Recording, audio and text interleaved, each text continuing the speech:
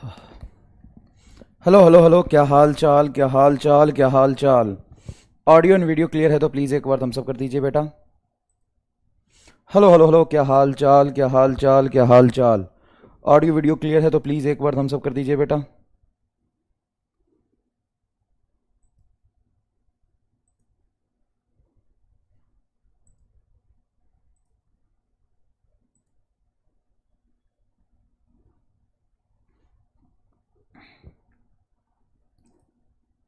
Hello hello hello hello hello.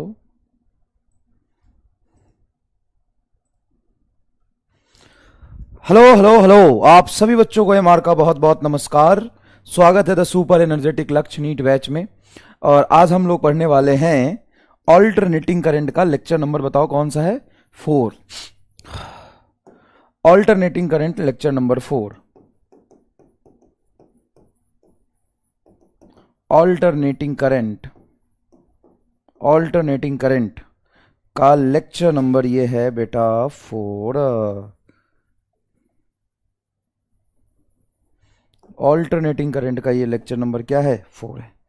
तो alternating current के lecture number 4 में आज हम लोग क्या पढ़ने वाले हैं? स्लाइड मैप ऑन करो। अरे यार, एक तो तुम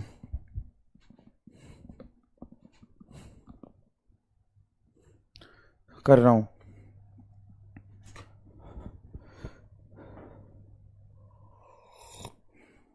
वाई लेट क्लास? अरे यार, थोड़ी तबीयत ठीक नहीं थी आज, तो फीवर टाइप से आ रहा था,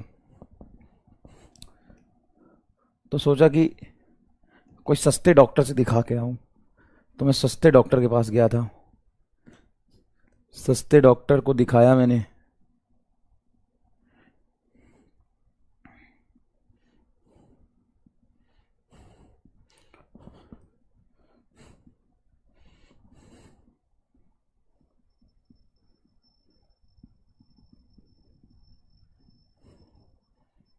अब ठीक है क्या?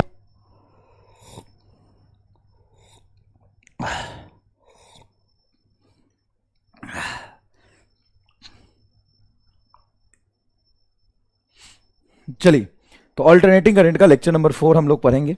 और इसमें आज हम लोग जो पढ़ने वाले हैं वो है बेटा आपका series RC circuit. Series RC circuit के कंसेप्ट को समझेंगे। उसके बाद हम लोग सीरीज एलसी सर्किट के कंसेप्ट को समझेंगे। सीरीज एलसी सर्किट के समझे कंसेप्ट को समझेंगे। और सीरीज एलसीआर के कंसेप्ट को समझेंगे। Series LCR circuit. नीट में अगर पूछा जाए कि सवाल कहां से आता है, तो नीट में 70% सवाल यही से पूछा जाता है। Most most important for NEET, NEET and board. तो pure inductor, pure resistor, pure capacitor पढ़ा के डायरेक्टली यही पढ़ाते हैं। जनरली किताबों में भी यही दिया होता है, ये सब नहीं दिया होता है। लेकिन मैंने आपको स्टेप वाइज इसीलिए लेके चल रहा हूं कि पहले प्योर रेसिस्टेंस से तुमको डील करना आ जाएगा, प्योर कैपेसिटर से डील करना आ जाएगा, प्योर इंडक्टर से डील करना आ जाएगा। उसके बाद आप पहले एलआर सर्किट से डील करेंगे, फिर आरसी करेंगे, फिर एलसी करेंगे। मतलब पहले एक एक करके पढ़ा, फिर दो दो करके पढ़ा, और फिर तीनों को एक साथ जोड़ के पढ़ेंगे। अब देख लीजिएगा, कहीं किताबों में भी पढ़ेंगे ना तो ये नहीं पढ़ा दिया होता है, लेकिन इस पे सवाल आते हैं एग्जाम में। ऐसी बात नहीं कि सवाल नहीं आते, सवाल आते हैं। चलिए देखते हैं, पहला ही सवाल इसी पे बेस्ड है। क्या है? देखिए, impedance of the circuit Son in the figure इस फिगर का इंपीडेंस क्या होगा? इंपीडेंस मतलब टोटल रेसिस्टेंस। इंपीडेंस मतलब टोटल रेसिस्टेंस क्या होगा? एसी सर्किट के लिए रेसिस्टेंस क्या होगा? देखो ये एसी सर्किट है सर, इसका इंपीडेंस कैसे निकालेंगे? करंट कितना फ्लो कर रहा है? 3 एम्पियर। अब एसी सर्किट का अगर करंट दिया हुआ तो कौन सा करंट होगा सर? आरएमएस करंट होगा, ठीक है। और एसी करंट में वोल्टेज ड्रॉप दिया हुआ तो कौन सा वोल्टेज रहा होगा सर? वीआरएमएस होगा। ये किसके क्रॉस वोल्टेज ड्रॉप है? इंडक्टर के क्रॉस। ये किसके ड्रॉप क्रॉस वोल्टेज ड्रॉप है? रेसिस्टर के क्रॉस। ये रेसिस्टर है और ये तुम्हारा इंडक्टर का कुछ इंडक्टिव रेसिस्टेंस होगा। तो ठीक है, चीजें देख ली तुमने। अब मैं पोल क्रिएट कर देता हूं 45 सेकेंड का। करो करो तुक्का भाई साहब, तुक्का मारने में नंबर 1 हो। तुमसे डैश ये सवाल नहीं सॉल्व होगा, तुम्हारे औकात से बाहर की सवाल है ये, तुम एफर्ट नहीं कर सकते इतने महंगे सवाल। सच सही बात है ना, इतने महंगे सवाल तुम एफोर्ड कर सकते हो? नो, इतने महंगे सवाल तुम अफोर्ड कर सकते हो? देखो इधर से करंट आ रहा, इधर से करंट आ रहा, इसमें करंट जाएगा, तो तुम्हें पोटेंशियल ड्रॉप पता है, करंट पता है, तो इसका एक्सेल आ जाएगा ना। एक्सेल रेसिस्टेंस बराबर होगा वोल्टेज बटा करंट। वी बराबर क्या होता है, आई इंटू इसका रेसिस्टेंस। हाँ, वोल्टेज बोलो क्या है 120, करंट कितना है 3, तो ये आ जाएगा 40 ओम, 40 ओम। और रेसिस्टेंस बराबर होगा वोल्टेज बटा करंट। ये जो इंडक्टिव रिएक्टेंस है ना, वो रेसिस्टेंस की तरह काम करता है, मतलब एसी सर्किट के लिए कितना रेसिस्टेंस दे रहा। वीएल बोलो, वीएल सॉरी वीआर बोलो कितना है, ये तुम्हारा रेसिस्टर में इंडक्टर में पोटेंशियल ड्रॉप, इंडक्टर का पोटेंशियल ड्रॉप, ये रेसिस्टर का पोटेंशियल ड्रॉप कितना 90, और इसका रेसिस्टेंस कितना है, रेसिस्टेंस तो हमें निकालना है, करंट कितना है 3, करंट तो उतना ही जाएगा 30 ओम। तो भाई एक्सेल और आर दोनों आ गया, एक्सेल और आर दोनों आ गया, तो जेड बराबर होता है रूट अंडर एक्सेल का होल स्क्वायर प्लस आर का होल स्क्वायर। 30 और 40 का सम 70 हो जाएगा, 70 ऑप्शन ही नहीं है, तो चलो 50 कर लेते हैं, सेकेंड आंसर आएगा। 68% लोगों का जवाब सही है,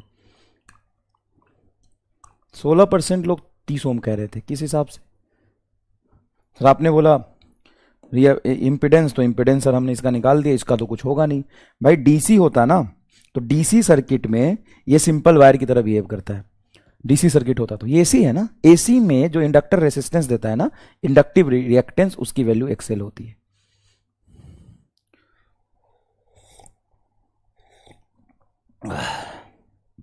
सत्तर आया, बिल्कुल 70 तो मेरा भी आया था, लेकिन ऑप्शन नहीं था, इसलिए 70 से पहले वाला हमने 50 टिक कर लिया। सर बाद वाला क्यों नहीं किया, पता नहीं, फील आया पहले वाला होगा, तो पहले वाला तो 40 है, थोड़ा पहले वाला कर लिया। 70 आया, 70 से थोड़ा पहले वाला कर लिया, बस ये है बायो वाला तुक्का।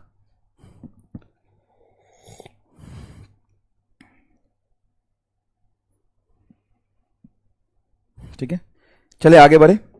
नेक्स्ट सवाल आपके टीवी स्क्रीन के सामने है, ये आपका सवाल है नीट 2013 का। क्या सवाल, अ coil of self inductance L is connected in a series with a bulb B and AC source मतलब एक कॉयल और इसके साथ एक बल्ब लगा दिया AC सोर्स के साथ, तो ये इसकी इंडक्टेंस होगी एक्सेल, और बल्ब तो प्योर रेसिस्टेंस होता है, ये AC सोर्स है। Brightness of the bulb decreases when, bulb की ब्राइटनेस डिक्रीज हो जाएगी कब, अ कैपेसिटेंस ऑफ रिएक्टेंस XC बराबर XL is introduce in the same circuit. ओहो हो, एक्चुअल में अब XC लाएंगे तो सीरीज LCR सर्किट हो जाएगा, तो ये हम अभी नहीं कर पाएंगे, आई एम सॉरी, ये हम अभी नहीं कर पाएंगे। ये देखिए क्या है, अ 40 microfarad capacitor is connected to the 200 volt and 50 hertz AC supply, then RMS value of the current in the circuit is। ये बढ़िया सवाल है, ये जो आपका प्योर कैपेसिटर मैंने पढ़ाया था उस पे बेस सवाल हो गया कि एक कैपेसिटर जिसका कैपेसिटेंस हमें दिया है 40 स्मॉल m मतलब मिली फैराड, और वोल्टेज लगाया है 200 volt and 50 hertz, 200 volt and 50 hertz. देखिए 200 वोल्ट, 200 वोल्ट एंड 50 हर्ट्ज। अब इसमें आपसे पूछा है इसमें करंट कितना होगा बताइए, इसमें करंट कितना होगा बताइए। तो सबसे पहले एक बात बताइए, ये कौन सा वोल्टेज दिया है, आरएमएस वोल्टेज दिया होता है जब डायरेक्ट लिखा होता है, तो ठीक है आरएमएस वोल्टेज है, और the RMS value of current पूछा है, करंट भी आरएमएस पूछा है, तो आरएमएस करंट क्या हो जाएगा सर, आरएमएस वोल्टेज बटा इसका इंपीडेंस जो भी आएगा XC, इस सर्किट का इंपीडेंस या रिएक्टेंस जो भी रेसिस्टेंस आएगा क्या होगा XC, प्योर कैपेसिटर है। तो ERMS की वैल्यू तो 200 दे दिया है, XC की वैल्यू होते हैं 1/ωc, तो ये हो जाएगा 200 एंड 1/ωc में ओमेगा ऊपर चला जाएगा, ओमेगा को लिख सकते हैं 2πf इंटू सी, तो ये रहा आपका 200 मल्टीप्लाई 2 इंटू पाई को हम 22/7 लिख देते हैं, 3.1 लिख देते हैं। फ्रीक्वेंसी कितना है 50 हर्ट्ज, तो ये 50 आ जाएगा, एंड कैपेसिटेंस कितना है 40 मिली, मतलब 40 इंटू 10 टू द पावर -3। तो एक काम कर सकते हो, 40 का पावर 10 का पावर -3, 1 जीरो ये और 2 जीरो ये, 3 जीरो कट जाएगा, 10 का पावर -3 कैंसिल, तो ये बचेगा 2 दूनी 4, 4 मल्टीप्लाई 3.14 मल्टीप्लाई 5 मल्टीप्लाई 40, ये बचेगा 40। क्लियर है क्या? तो ये मल्टीप्लाई करके आंसर हमारा कोई मैच नहीं कर रहा होगा, बिल्कुल नहीं करेगा, क्योंकि सवाल में थोड़ा सा एरर है। तुम्हारा आंसर आ गया होगा लेकिन सवाल में एरर है। क्या? ये मिली नहीं है, माइक्रो है, टाइपिंग मिस्टेक है, यहां पे माइक्रो है। ये क्या है? माइक्रो है। तो माइक्रो के अकॉर्डिंग सभी चीजों की वैल्यू रखिए। ध्यान से देखिए बेटा, ये 200 मल्टीप्लाई 2 मल्टीप्लाई पाई की वैल्यू 1.31 मल्टीप्लाई फ्रीक्वेंसी देखो 50 हर्ट्ज, ये फ्रीक्वेंसी है 50 हर्ट्ज, मल्टीप्लाई सी की वैल्यू कितनी है? सी की value 40 into 10 to the power -6 ये आएगा। अब ध्यान से देखिएगा, 1 जीरो 2 जीरो 3 जीरो 4 जीरो, तो 10 का पावर 4, 10 टू द पावर 6 से कैंसिल करोगे तो 10 का पावर 2 आ जाएगा, 10 का पावर -2 आ जाएगा ये, सॉरी। अब देखो 2 दूना 4, 5 चौक 20 चौका 80, 80 मल्टीप्लाई 3.14, तो इससे तुम लिख सकते हो 0.8, सर 80 था ना, 10 का पावर 2 लिख लिया, 10 का पावर 2 से 10 का पावर -2 कैंसिल हो जाएगा, 3.14। 3.14 को 0.8 से मल्टीप्लाई करोगे तो ये कुछ 2 पॉइंट के आसपास आएगा, 2 के आसपास आएगा, 2 के आसपास आएगा, 2.5 आएगा, क्या आएगा? R3 24, 2.5 के आसपास आएगा, 2.5 के आसपास आएगा, ठीक है। एक्जैक्टली तो आ नहीं रहा, 0.8 टाइम्स है भाई, 3.14 को 0.8 से, तो 8 3 24, 2.4 आ गया, 2.4 मतलब 2.5 के आसपास, 1.7 जाएगा नहीं, 25 जाएगा नहीं। C answer. कैसा लगा सवाल? सर कैलकुलेटिव लगा, सही पकड़े हो, कैलकुलेटिव है, क्योंकि यहां पे एक्सेल नहीं दिया, हमें सी की वैल्यू दिया, सॉरी एक्सी नहीं दिया, सी की वैल्यू दिया। एक्सी होता है 1/ω/c, इसका जो रेसिस्टेंस होता है ना 1/ω/c के बराबर होता है। रेसिस्टेंस क्या होता है? 1/ω/c के बराबर होता है।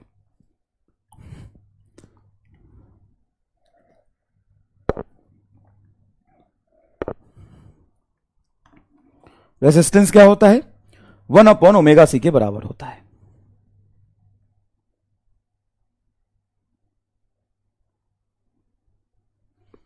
बताओ, रेसिस्टेंस कितना होता है?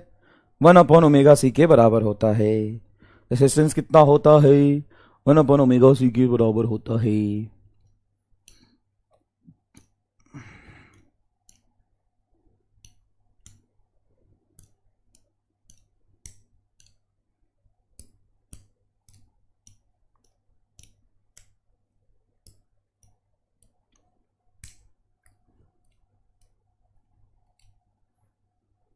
क्लियर है क्या?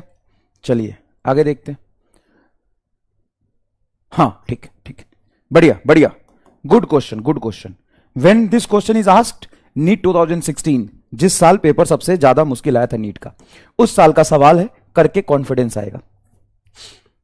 A small signal voltage, a small signal voltage, ठीक है, V0 साइन ओमेगा टी, मतलब सिनुसॉइडल वोल्टेज है।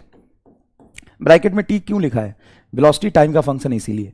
क्या है? V0 sign omega t is applied across the ideal capacitor, is applied across the ideal capacitor. Ideal capacitor के cross मैंने लगाया, applied across ideal capacitor, ठीक है। तो अब यहां पे सवाल पूछ रहा है, current IT is in a phase width of voltage VT ना, कैपेसिटर में वही वोल्टेज ड्रॉप होगा जो बैटरी का, हाँ, और कैपेसिटर का करंट कहां चलता है? सर वोल्टेज से आगे ऐसा होता है सर। कैपेसिटर कैसे बनते हो? ऐसे, मतलब कैपेसिटर का वोल्टेज ये होगा, कैपेसिटर का करंट ये होगा, ये पता है ना?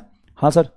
तो current Leeds with voltage by, current lead करेगा 180 डिग्री से, नहीं गलत है। करंट लैग्स, नहीं करंट तो आगे चल रहा, गलत है।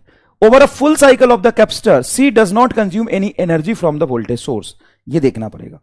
तो पावर क्या होता है? सर पावर होता है current into voltage, current into voltage, instantaneous power. Instantaneous power बेटा, करंट का इक्वेशन क्या बनेगा? सर वोल्टेज है V0 साइन ओमेगा टी, और वोल्टेज से आगे चलता है करंट। अगर वोल्टेज साइन में है तो करंट कॉस में आएगा, ये होगा I0 cos omega T, I0 cos omega t. तो यह जाएगा V0 I0 sign omega T into cos omega T. बताओ यहां से अगर मैं 2 से मल्टीप्लाई 2 से डिवाइड करूं तो कोई दिक्कत नहीं सर, 2 से मल्टीप्लाई 2 से डिवाइड तो कर ही सकते हो। अब मुझे बताओ 2 sign omega T into cos omega T क्या होगा? सर क्या होगा? अरे भाई मेरे, साइन 2 थीटा होता है, 2 sine theta into cos theta. तो 2 sine theta into cos theta को साइन 2 थीटा कह सकता हूं। तो ये जो पावर आएगा उसकी वैल्यू होगी V naught I naught by 2 into sine 2 omega t. और जब मैं एवरेज लूंगा तो साइन 2 ओमेगा टी का एवरेज वैल्यू कहां पे? सर फुल साइकिल में। फुल साइकिल में साइन ओमेगा टी का एवरेज वैल्यू क्या आएगा? 0। मतलब ये कितना पावर कंज्यूम कर रहा है? 0 पावर कंज्यूम कर रहा है। भाई मैंने आपको बताया था साइन ओमेगा टी का एवरेज वैल्यू फुल साइकिल में, कॉस ओमेगा टी का एवरेज वैल्यू फुल साइकिल में क्या होता है? 0 होता है। क्या होता है? 0 होता है।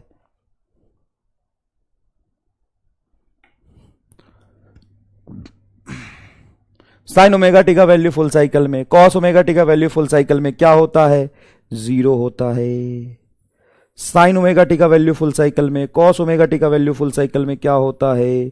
0 होता है। 0 होता है। तो एवरेज पावर लॉस क्या हो जाएगा? 0। मतलब प्योर कैपेसिटर में फुल साइकिल में कोई एनर्जी लॉस नहीं होता।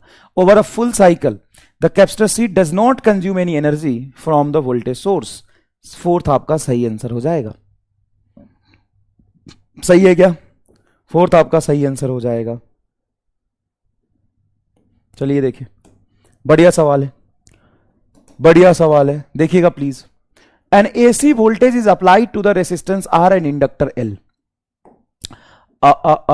AC voltage is applied to the resistor R and inductor L. Resistor R inductor L को हमने एसी सोर्स से जोड़ दिया। किससे जोड़ दिया? एसी सोर्स से जोड़ दिया। If R the inductive reactance and both equal to 3 ohm. If R and the inductive reactance, अच्छा sorry, if R and inductive reactance जो होगा इसका एक्सेल, बोथ आर 3 ओम। ये भी 3 ओम है, ये भी 3 ओम है। The phase difference between applied voltage and current in the circuit is. Applied voltage and current में कितने का फेज डिफरेंस होगा? एक बात बताओ, क्या इधर तुम्हारा जाएगा करंट? हाँ सर, जिधर करंट होगा उधर ही होगा वीआर। वीआर बराबर क्या होता है sir? I into R. Okay, I की वैल्यू दोनों में सेम, हाँ, रेसिस्टेंस की वैल्यू भी दोनों की सेम। देखो ये तुम्हारा वीएल होगा, वीएल क्या होता है? आई इंटू एक्सएल।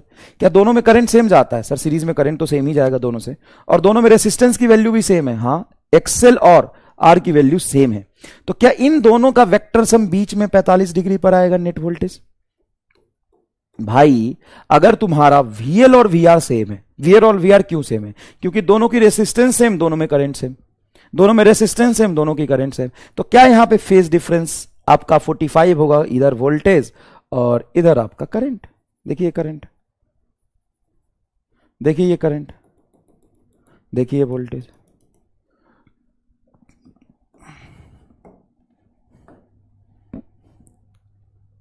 देखो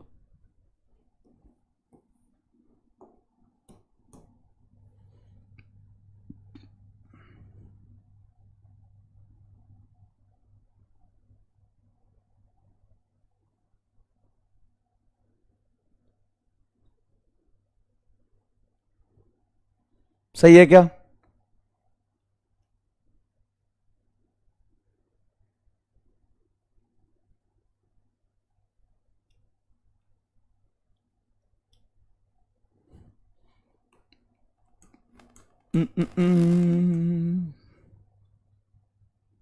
सही है क्या?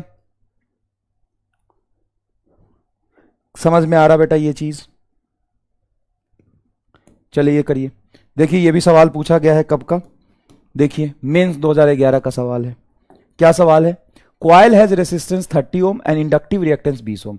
मतलब देखो ये जिस तार से बना हुआ है ना, जैसे बोल दिया क्वाइल है, और क्वाइल का इंडक्टिव रिएक्टेंस मतलब एक्सएल 20 ओम है, और इसका रेसिस्टेंस तुम्हारा 30 ओम है। इसका मतलब अलग से रेसिस्टेंस नहीं लगा है, लेकिन इसी में इंडक्टेंस की वजह से रेसिस्टेंस है 20 ओम, और ये जिस तार से बना है उसका रेसिस्टेंस होगा कुछ 30 ओम। वो इसको, इसका रेसिस्टेंस आप निकाल के इस क्वाइल का यहां बना सकते हो ऐसे।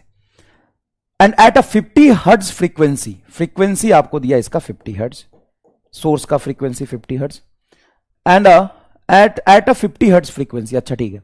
Coil has resistance 30 ohm, coil has resistance 30 ohm and inductive reactance 20 ohm. पहला लाइन पढ़ो पूरा बेटा, पहला लाइन पढ़ो पूरा। अ कॉइल, कॉइल यही घुमा घुमा के जो बनता है, यही तो सोलेनोइड को कॉइल कहते हैं। अ रेसिस्टेंस 30 ओम, इसका रेसिस्टेंस 30 ओम, इस कॉइल का ही, लेकिन इसको बना के हम बाहर यहां दिखा सकते हैं। एंड इंडक्टिव रिएक्टेंस 20 ओम, इसका इंडक्टिव रिएक्टेंस 20 ओम है। कब?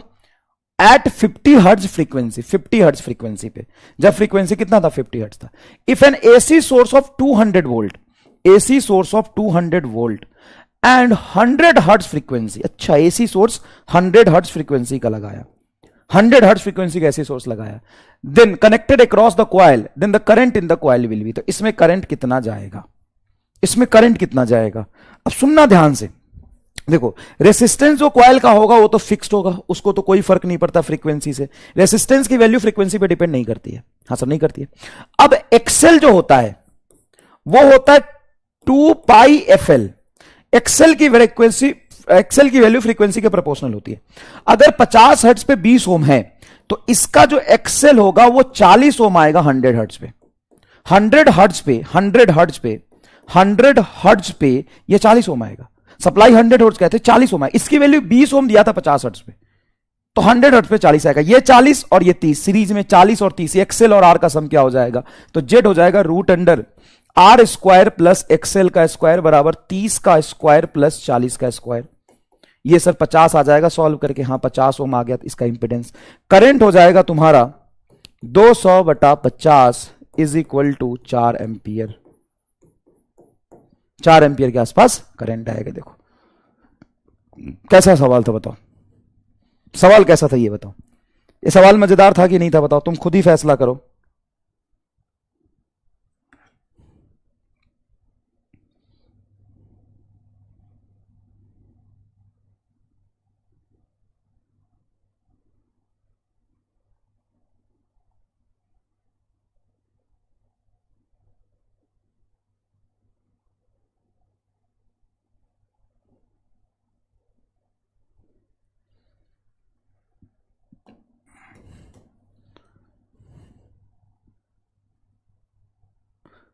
सुनो ध्यान से, मैं पूरा पढ़ देता हूं, एक बार सुनो। अ कॉइल हैज रेसिस्टेंस 30 ओम, एक कॉइल का रेसिस्टेंस 30 ओम है। एंड इंडक्टिव रिएक्टेंस मतलब उसके इंडक्टर की वजह से जो रेसिस्टेंस आएगा वो 20 ओम है। एट 50 हर्ट्ज, 50 हर्ट्ज पे, एट किस पर? 50 हर्ट्ज पर। तो 50 हर्ट्ज पे इसकी इंडक्टिव रिएक्टेंस है 20 ओम, रेसिस्टेंस है 30 ओम।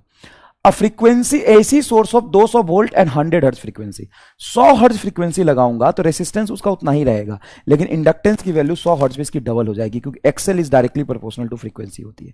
और ये 40 और 30 का सीरीज में सम हम ऐसे करते हैं जब ये एसी सर्किट होता है, तो रूट अंडर आर का होल स्क्वायर प्लस एक्सेल का होल स्क्वायर ऐसे आएगा। ठीक है, तो थोड़ा जेई का सवाल है तो थोड़ा सा टफ यहां पर इसको बनाया है।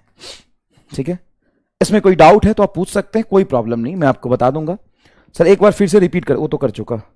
अगर एल एंड आर सीरीज में ही है तो उसको डायरेक्ट क्यों नहीं ऐड करते हैं? एसी सोर्स से कनेक्ट है इसलिए क्या? बिल्कुल बेटा, एसी सोर्स से कनेक्टेड है तो किस तरीके से ऐड होगा लास्ट लेक्चर में मैंने ड्राइव करके बताया था। 40 प्लस क्यों नहीं कर सकते हो सर? 40 प्लस 30 इसलिए नहीं कर सकते हैं कि फॉर्मूला जब मैंने लास्ट क्लास में ड्राइव किया था तो जेड बराबर होता है आर स्क्वायर प्लस एक्सएल का होल स्क्वायर। वेक्टर फॉर्म में ऐड होता है, ये वेक्टर के फॉर्म में वेक्टर की तरफ ये नहीं करता, लेकिन फेज की वजह से वेक्टर के लिए एक वेक्टर एडिशन शो करता है। 40 कैसे आया? एक्सएल बराबर होता है 2 पाई एफ एल। तो जब 50 हर्ट्ज फ्रीक्वेंसी तो इसकी वैल्यू दिया हुआ है 20। अगर फ्रीक्वेंसी डबल कर दूंगा तो एक्सएल डबल हो जाएगा। चीख चीख के लास्ट लेक्चर में मैंने आपको समझाया था, कल लास्ट लेक्चर में आपको मैंने चीख चीख के समझाया था ये बात, आपको याद नहीं है? आपको याद नहीं है बेटा? सर फ्रीक्वेंसी पूरी की पूरी इंडक्टर में ही जाएगी ना, फ्रीक्वेंसी कहीं नहीं जाती बेटा, फ्रीक्वेंसी एसी सोर्स की है। उस फ्रीक्वेंसी की वजह से इसका रिएक्टिव इंडक्टेंस चेंज होगा।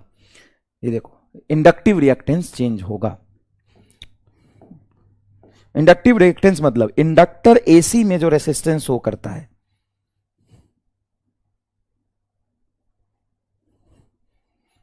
क्लियर है क्या? क्लियर है क्या?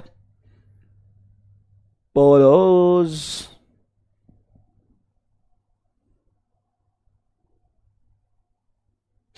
पहले लेक्चर नहीं किए तो यहां से शुरू करके कुछ भी समझ नहीं आएगा।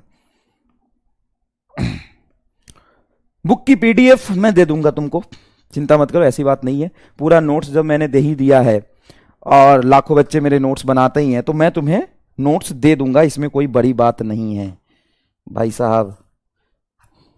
कई लोग पीडीएफ दे दो सर, पीडीएफ दे दूंगा, 250 पेज का पीडीएफ है, वो पहले करेक्ट हो जाए, उसमें एरर हट जाए, चीजें फाइनल हो जाए तो मैं दे दूंगा, ऐप में डलवा दूंगा। अब बता क्या चाहिए, ऐप में डलवा दूंगा एकदम ओरिजिनल, ठीक है। अब और उसको तू प्रिंट निकालेगा ना तो 250 पेज का कलर प्रिंट निकालेगा तो 3-4 रुपए प्रिंटिंग लगता है, तो कम से कम तुम्हें 700-800, या ब्लैक एंड व्हाइट निकालेगा तो भी 400-500 का प्रिंट निकलेगा, ठीक है। तो अगर तुम चाहते हो उसको सॉफ्ट कॉपी से पढ़ना तो सॉफ्ट कॉपी से पढ़ लेना। अरे मेरा क्या जाता है, वैसे मैं पढ़ा रहा हूं, बता पढ़ा रहा हूं कि नहीं पढ़ा रहा हूं? हाँ सर, तो जो मैं पढ़ा रहा हूं वो नोट्स तुम खुद बनाते ही हो, उसको मैंने बनाया वो मैं दे दूंगा, कोई अलग चीज तो है नहीं, वही चीज है जो मैं पढ़ाता हूं, है अलग से कोई आविष्कार थोड़ी ना किया है उसमें। हाँ मेहनत लगा है, चीजों को कलेक्ट करने में, एक जगह रखने में, उसको बनाने में, मेहनत तो पढ़ाने में भी लगता है, मेहनत तो सीक्वेंस को एक जगह अरेंज करने में भी लगता है, मेहनत तो कंटेंट को डिलीवर करने में भी लगता है, मेहनत तो सीक्वेंस बनाने में लगा है, मेहनत तो चीजों को कैसे आसानी से समझाए इसमें भी लगा है, लगा ही है ना भाई, लगा है कि नहीं लगा मेहनत, तो वो तो है तुम्हारा ही, तो क्या हो गया, दे देंगे। क्या बात करती है यार, कोई अलग चीज थोड़ी ना, कोई रॉकेट साइंस थोड़ी ना, कोई रिसर्च उस पर थोड़ी ना किया अलग से, जो मेरे 10 साल का मेहनत है, और कोई मेहनत 4 महीने का नहीं है, 4 महीने जो बनाने में लगा या 6 महीने या 1 साल बनाने में लगा, मेरा 10 साल का जो मेहनत है, 10 साल में जो चीजें पढ़ाना सीखी है, जो सीक्वेंस सीखा है, जो आसानी से कंटेंट समझ में आए, वो जो चीजें मैंने सीखी है, उसी से तो मैं पढ़ाता हूं, उसी से तो मैं पढ़ाता हूं।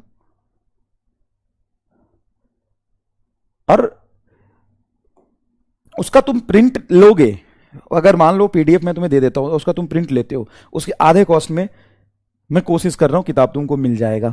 250 पेज है कलर प्रिंट में, वो मुश्किल से 400 के आसपास आएगा, इससे ज्यादा नहीं जाएगा। 250 पेज है, 400 के आसपास आएगा, उससे भी कम की कोशिश करेंगे कि आपको मिल जाए, ठीक है।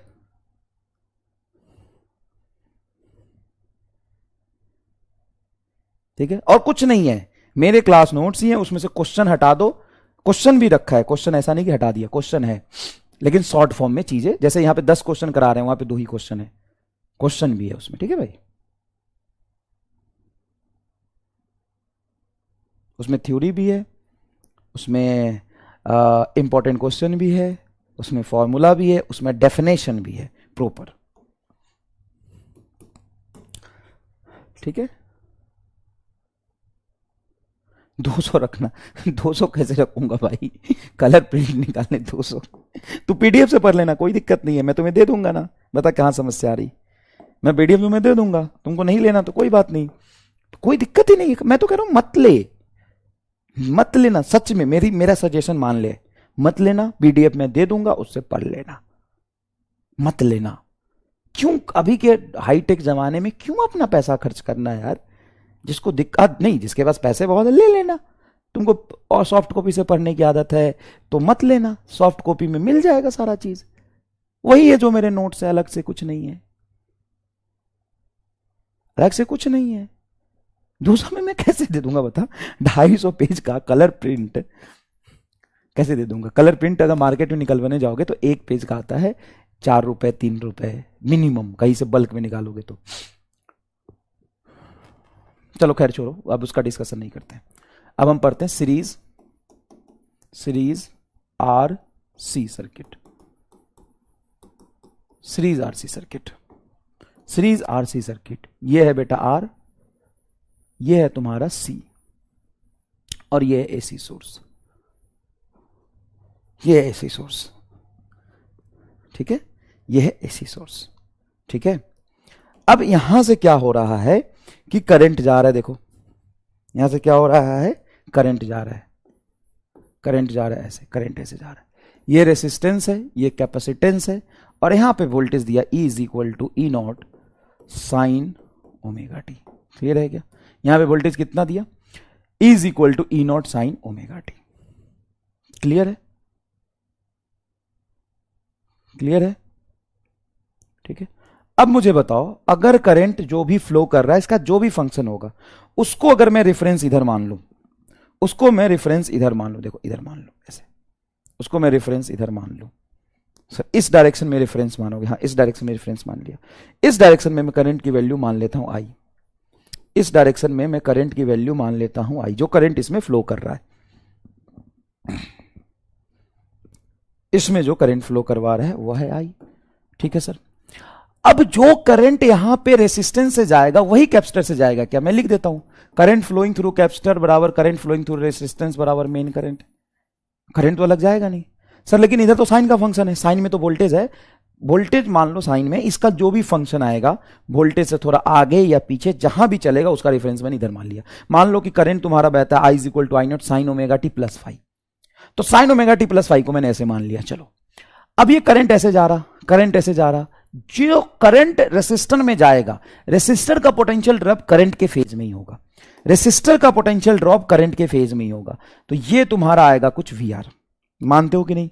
हाँ सर, जो रेसिस्टर में करंट है वही मेन करंट है, और जिधर करंट है उधर रेसिस्टर का वोल्टेज ड्रॉप होता है। लेकिन कैपेसिटर में जो वोल्टेज ड्रॉप होता है वो रेसिस्टर के वोल्टेज, कैपेसिटर के करंट से, कैपेसिटर में जो वोल्टेज ड्रॉप होगा बेटा वीसी, वो कैपेसिटर का जो करंट है, कैपेसिटर का जो करंट है उससे पीछे चलता है, ये चलेगा तुम्हारा वीसी। क्या ये बात आपको सही सही समझ में आ रहा है बेटा? क्या ये बात आपको सही सही समझ में आ रहा है? ध्यान से देखो, ध्यान से देखो, क्या तुम्हें ये चीज सही सही समझ आ रहा? इधर देख भाई, इधर देख भाई, ये तेरा वी आर है देख, और ये देख तेरा करंट है देख, ये देख करंट है तेरा, ये देख करंट है तेरा। क्या ये डायग्राम तुम्हें सही समझ में आ रहा है? क्योंकि जिधर करंट जा रहा है वो रेसिस्टर का ही करंट है, वही मेन करंट है, जिधर करंट होगा रेसिस्टर का पोटेंशियल ड्रॉप उधर ही होगा, और जिधर करंट होगा कैपेसिटर का वोल्टेज ड्रॉप उससे पीछे होगा, कैपेसिटर का वोल्टेज ड्रॉप उससे पीछे होगा। सर बात सही है, कैपेसिटर का वोल्टेज ड्रॉप उससे पीछे होगा। ये है तुम्हारा इसका फेज वोल्टेज डिफरेंस, मतलब फेज डिफरेंस इसमें और इसमें। अब वीसी और वीआर दोनों वोल्टेज को जोड़ोगे तो क्या बीच में आएगा कहीं? हाँ सर, ये होगा आपका net voltage, that is equal to root under V R का होल स्क्वायर प्लस वीसी का होल स्क्वायर। ये आएगा नेट पोटेंशियल ड्रॉप, ये आएगा सर नेट पोटेंशियल ड्रॉप। ठीक है, करंट किधर है सर? करंट तो आगे है। अब देखो इस करंट से, देखो ध्यान से, ऐसे करंट यहां बना लो, इस करंट से अगर मैं तुम्हें दिखाऊं तो इस करंट से क्या वोल्टेज इधर जा रहा है? हाँ, इस करंट से वोल्टेज में ये आएगा कुछ फेज डिफरेंस फाई। देखो इस करंट और इस वोल्टेज में देखो ये फेज डिफरेंस आ गया फाई आपका। हाँ सर, ये फेज डिफरेंस हमें फाई दिख रहा है इस करंट और इस वोल्टेज में। देखो इस करंट और इस वोल्टेज में देखो फेज डिफरेंस हमें क्या दिख रहा है? फाई दिख रहा है। ठीक है, अच्छा अब यहां पे नेट वोल्टेज को यहां से यहां तक जो भी इसका पोटेंशियल ड्रॉप आएगा वी नेट, क्या वी नेट को आई इंटू जेड लिख सकते हैं?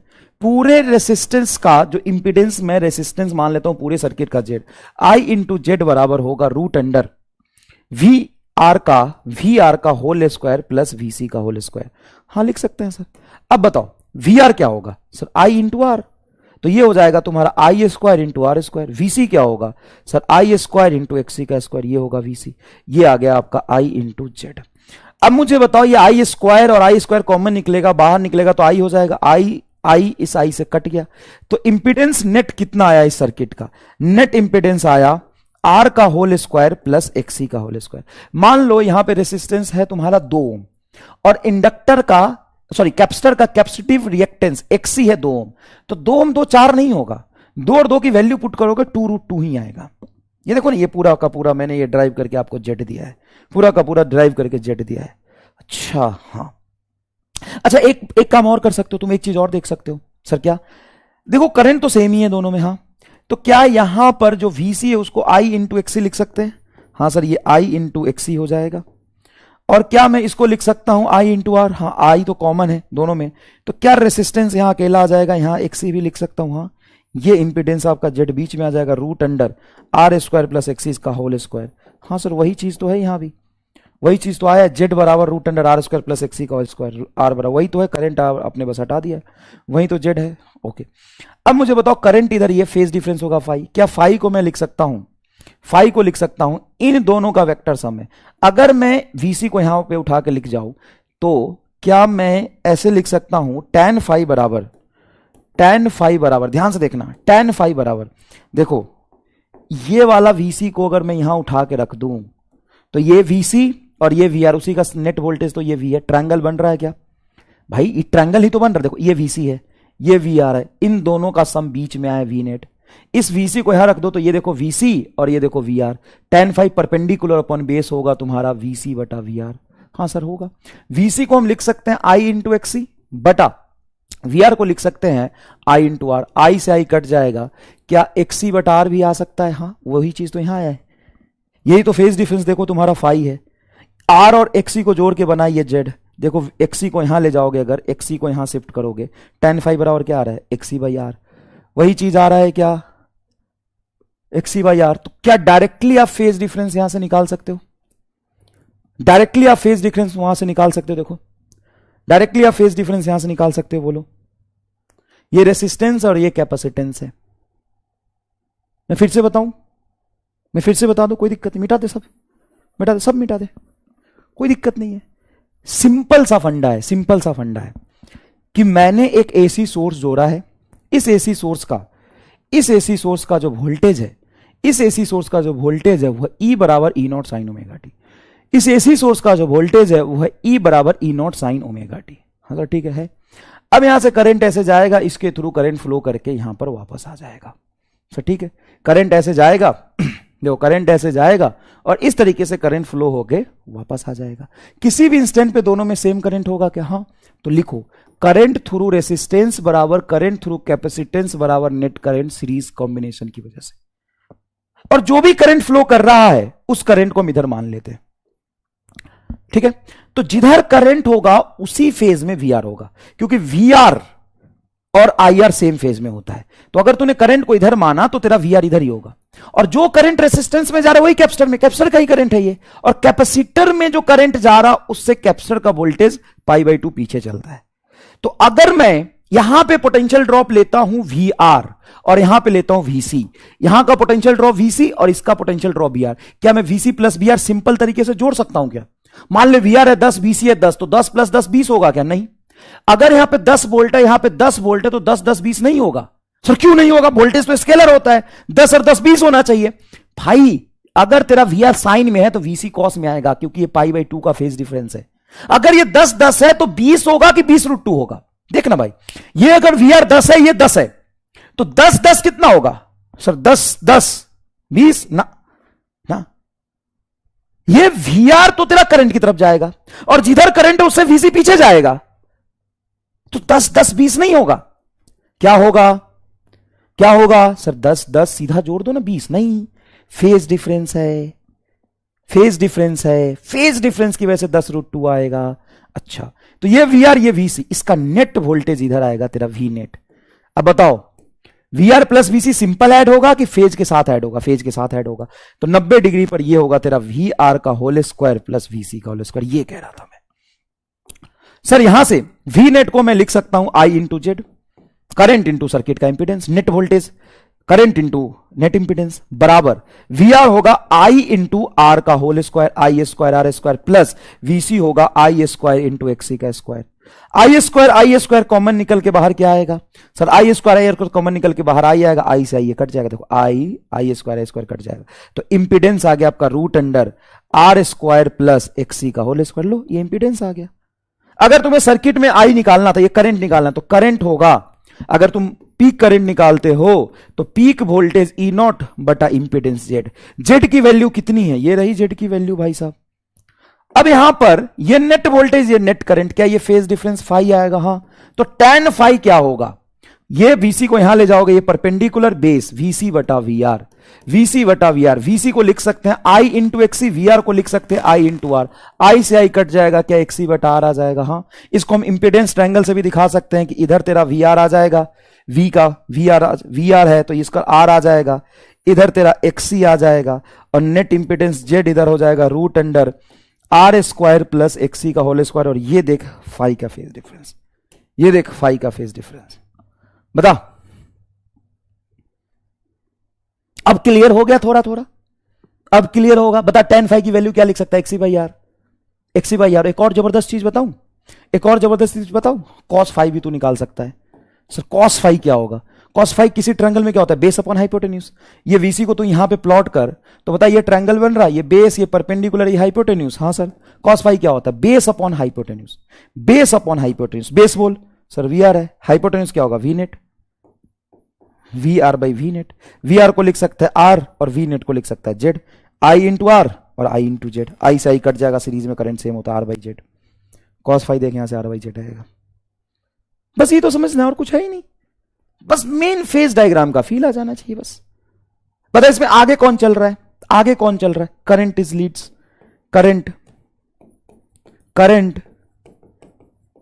Leeds by voltage by angle, by angle, current leads by voltage by angle, by angle, by angle, by by by angle, by angle, by angle, by angle रे, by angle रे, by angle रे phi, by angle phi. खत्म। Next देख, series LC circuit. अब LC circuit में क्या लगा होगा बोल, सर एलसी सर्किट में एक इंडक्टर लगा होगा और एक कैपेसिटर लगा होगा। ये तुम्हारा यहां से बैटरी बना लिया, इंडक्टर की वैल्यू एल, एक्स कैपेसिटर की वैल्यू सी। ये बैटरी का वोल्टेज होगा ई बराबर ई नॉट साइन ओमेगा टी। अब मान ले बेटा, अब मान ले कि करंट यहां पे जा रहा आई, क्या करंट सेम होगा, हाँ जो भी करंट फ्लो कर रहा है उसको यहां मान ले, वही इंडक्टर का करंट है, वही कैपेसिटर का करंट है और वही मेन करंट है। अब जिधर इंडक्टर का करंट जाएगा, जिधर इंडक्टर में करंट क्या फ्लो कर रहा है आई, अब जिधर इंडक्टर का करंट है पक्का उससे 90 डिग्री पर इंडक्टर का वोल्टेज होगा, हाँ, और उससे 90 डिग्री पर पीछे कैपेसिटर का वोल्टेज होगा। ये आएगा सर, ये होगा सर। 5/4 कैसे होगा रे गधा, ये एग्जैक्टली बीच में आएगा, जरूरी थोड़ी ना है। ये वी आर और वीसी अगर बराबर होता तो एकदम बीच में आता, वी आर ज्यादा होगा तो थोड़ा वी आर की तरफ आएगा, वीसी ज्यादा होगा तो रिजल्टेंट वीसी की तरफ जाएगा। एकदम गधा है क्या, गधेरा। ध्यान से देख, ध्यान से देख, ये वीएल, ये वीसी, ये आई। अब सुन, अब सुन, अब सुन, अब सुन, अब सुन, अब सुन, अब सुन, अब सुन। सर इसमें किसकी वैल्यू ज्यादा है, वीएल की वीसी? देख करंट तो सेम है, वीएल को की वीएल एक्चुअल में क्या होता है, आई इंटू एक्सएल, और वीसी क्या होता है, आई इंटू एक्सी। अब ज्यादा कौन है, सर करंट तो सेम है। अगर इसमें एक्सएल की वैल्यू ज्यादा, एक्सएल की वैल्यू ज्यादा है तो वीएल ज्यादा होगा, और एक्सी की वैल्यू ज्यादा है तो वीसी ज्यादा होगा। तो इसमें दो पॉसिबिलिटी बनेंगे, इसके दो पॉसिबिलिटी बनेंगे। बता, इसके दो पॉसिबिलिटी बनेंगे कि एक? सर इसके दो पॉसिबिलिटी बनेंगे। एक पॉसिबिलिटी तो ये होगा कि मान ले तेरा एक्सएल ज्यादा है एक्सी से, एक्सएल ज्यादा है बेटा किससे, एक्सएल ज्यादा है बेटा आपका एक्सी से। अगर एक्सएल ज्यादा है, अगर आपका एक्सएल ज्यादा है, अगर आपका एक्सएल क्या है, ज्यादा है, तो वीएल ज्यादा होगा वीसी से। तो नेट वोल्टेज आपका बचेगा, ऊपर ज्यादा है नीचे कम है, तो इसको घटाओगे तो क्या पाई का फेज डिफरेंस है इस दोनों में, क्या बनेगा सर, वीएल माइनस वीसी ऊपर बनेगा और इधर करंट आएगा, ये नेट वोल्टेज बनेगा। अब इसमें नेट वोल्टेज और करंट में फेज डिफरेंस बताओ कितने का होगा, पाई/2 का। और डोमिनेटिंग कौन होगा, वोल्टेज आगे चलेगा, वोल्टेज क्या होगा, आगे चलेगा। क्लियर है, हाँ। और अगर तुम कहते हो कि एक्सएल कम है और एक्सी ज्यादा है, मतलब वीएल कम होगा और वीसी ज्यादा होगा, तो नेट वोल्टेज तुम्हारा बचेगा वीसी माइनस वीएल नीचे की तरफ, बराबर ये हो जाएगा तुम्हारा करंट, ये तुम्हारा नेट वोल्टेज बचेगा बेटा। इसमें करंट आगे चलेगा, तो एक्सी में करंट आगे हो सकता है पाई/2 से, या करंट पीछे हो सकता है पाई/2 से। इनमें से कोई भी एक ले लो, तो नेट वोल्टेज को तुम कैसे लिखोगे, नेट वोल्टेज को लिखोगे वीएल माइनस वीसी या वीसी माइनस वीएल, ऐसे लिखेंगे। नेट वोल्टेज हो जाएगा आई इंटू जेड, बराबर ये होगा आई एक्सएल माइनस वीसी होगा तुम्हारा आई इंटू एक्सी। बोलो आई आई आई कॉमन कट ले जाएगा क्या, तीनों जगह आई आई आई कट जाएगा क्या, हाँ, तो इंपेडेंस आएगा तेरा एक्सएल माइनस एक्सी। जैसे मान लो कि ये 20 ओम है और ये 10 ओम है, तो 20 ओम और 10 ओम एग्जैक्टली 10 ओम ही बचेगा। सर एक्सी माइनस एक्सएल भी हो सकता हो, तो डिपेंड, हाँ डिपेंड करेगा, लेकिन बचेगा तो डिफरेंस ही ना। सर 10 ओम और 20 ओम, 10 ओम बचेगा, हाँ 10 10 zero, 10 10 zero, sir 20 20 zero, 40 40 zero, 50 50 zero, 100 100 zero, 100 200 100, 100 400 300, 500 600 100, 700 300 400, 700 300 400।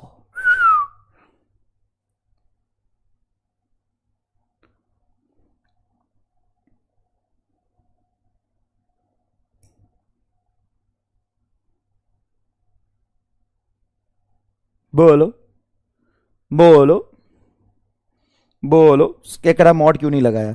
ये बाय डिफॉल्ट है। शर्म आता है मुझे तुम्हें पढ़ाने में।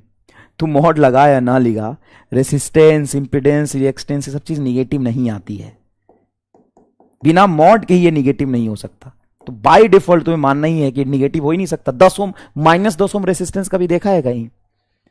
सर इसमें हो जाएगा ना, सर ये 20 है और ये 30 है तो 10 होगा, उस केस में एक्सी माइनस एक्सएल कर लेंगे, लेकिन निगेटिव नहीं आएगा। तुम्हें ज्यादा टेंशन नहीं करना, जो भी है उसको रखो, जो भी आंसर आएगा उसका मैग्नीट्यूड ले लेना।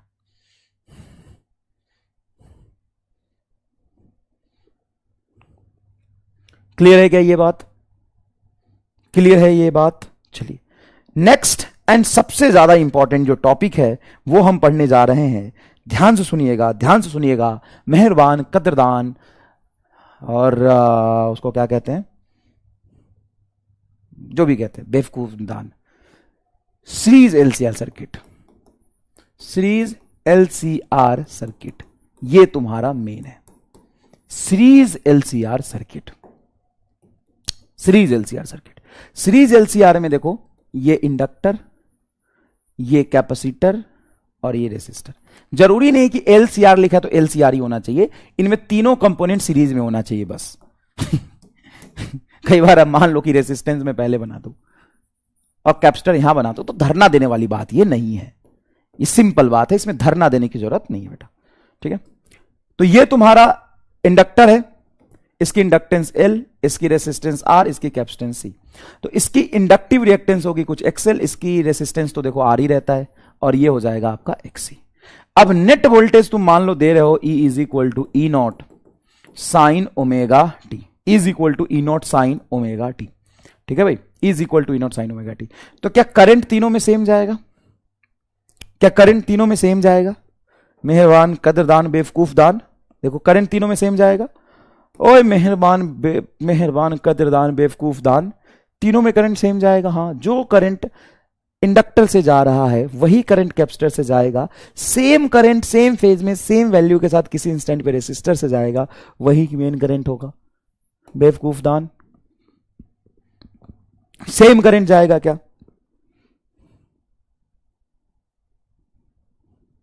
सेम करंट जाएगा क्या?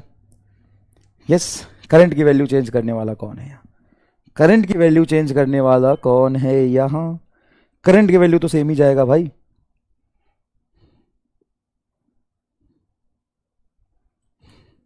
करंट की वैल्यू तो सेम ही जाएगा। अब मान लो तुम करंट को इधर मान लेते हो, ये आई करंट है, ये करंट को इधर मान लेते हो, ये आई करंट है।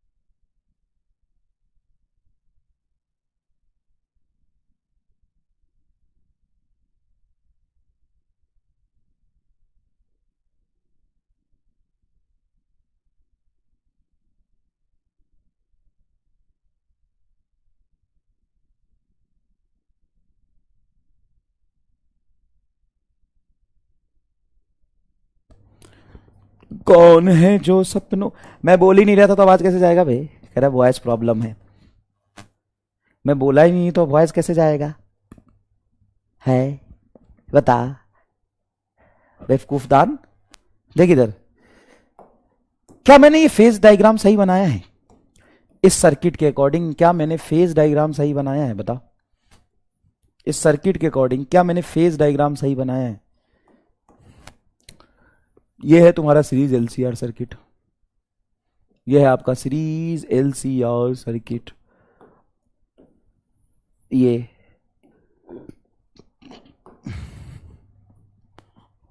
देख, ये क्या मैंने ये सही बनाया फोटो? ये फोटो तुमको पसंद है कि नहीं? पसंद है कि कोई और दिखाऊं? बताओ, कोई और दिखाऊं कि पसंद है? बताओ, इसमें सब ठीक है, पसंद है कि कोई और दिखाऊं? बताओ, कोई और भी दिखा सकता हूं, ऐसा नहीं, बहुत वैरायटी है मेरे पास, वैरायटीज बहुत है मेरे पास, मैं कोई और भी दिखा सकता हूं।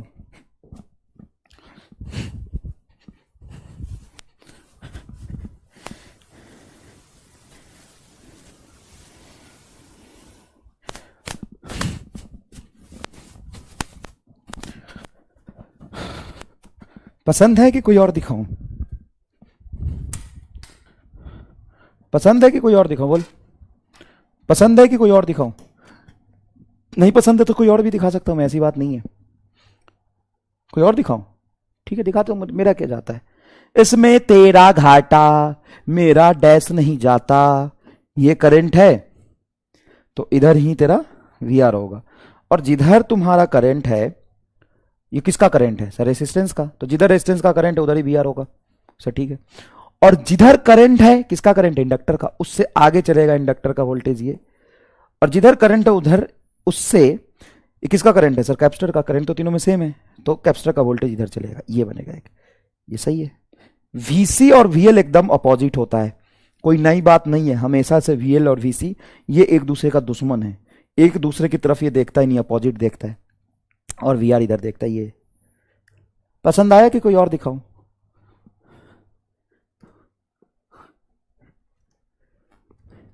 पसंद आया कि कोई और दिखाऊं? ये भी नहीं पसंद आया, ठीक है। ये देख, ये वीसी, ये वीएल, इधर आई, और ये वीआर। पसंद आया कि कोई और दिखाऊं? बता। ये भी तो थोड़ा मजा सा नहीं आ रहा, कुछ और है क्या? है ना, इधर करंट, इधर ही वोल्टेज आर का, इससे करंट से एंटी क्लॉक, क्लॉक वाइज पीछे होता है, ये वीसी और ये वीएल। पसंद है कि कोई और दिखाऊं? बताओ, पसंद है कि कोई और दिखाऊं? सर कोई और है क्या? है ना, ये रहा करंट, जिधर करंट है उधर वीआर, उससे 90 डिग्री पर वीएल, और एग्जैक्टली इधर वीसी, ये वीसी ये वीएल। पसंद है कि कोई और दिखाऊं? पसंद है कि कोई और दिखाऊं? बता, पसंद है कि कोई और दिखाऊं? बहुत है मेरे पास varieties, I can show you, there are so many varieties I have. बता, इसमें से कौन सा पसंद है? सर कई बार क्या होता है, पहली बार में जो आंखों को जचता है ना वही पसंद हो जाता है, उसके बाद 50 अलग चीजें देखते हैं, पसंद नहीं आता है। सर इससे अच्छा तो यही था जो पहले दिया था, तो और कहा है? बताऊं किताबों में कौन सा होता है? ये वाला, ये वाला कहते हैं कि नेट वोल्टेज इधर मान लेते हैं, क्योंकि साइन दिया तो नेट साइन इधर मान लेंगे, E is equal to E naught sine omega t. हाँ, जो बैटरी का वोल्टेज है वही तो तीनों में मिला के ड्रॉप होगा नेट वोल्टेज। बता, इन तीनों वोल्टेज को जोड़ूंगा तो बैटरी के बराबर आएगा कि नहीं आएगा? हाँ, यहां से यहां तक बैटरी लगी है, तो तीनों का वोल्टेज किसके बराबर आएगा? बैटरी के बराबर। तो साइन में माना तो इधर नेट वोल्टेज मान लेते हैं, इधर तुम्हारा वीआर है, इधर वीसी है, ये वीएल है, तीनों को जोड़ के नेट वोल्टेज इधर ही आएगा। किताबों में ये होता है। बताइए तुमको पसंद आएगा क्या? नहीं सर, इतना नहीं जच रहा है, वही तो ठीक है, क्या दिक्कत है? ये ठीक तो है। बताओ, पहली पसंद ही आखिरी पसंद होती है, बात तो है, पहले पसंद में बात ही कुछ और होता है, पहली पसंद ही आखिरी पसंद है। अब इसमें तुम गौर से देखो तो क्या सारा एकदम सेम है? हाँ भाई, करंट से एंटी क्लॉकवाइज में 90 डिग्री आगे जाओगे तो वीएल होगा, ये वीएल आगे चल रहा है, सारा सेम है।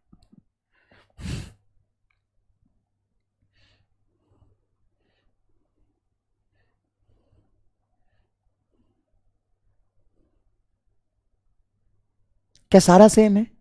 हाँ सर, सारा सेम है, सारा सेम है, सारा सेम है, सारा सेम है।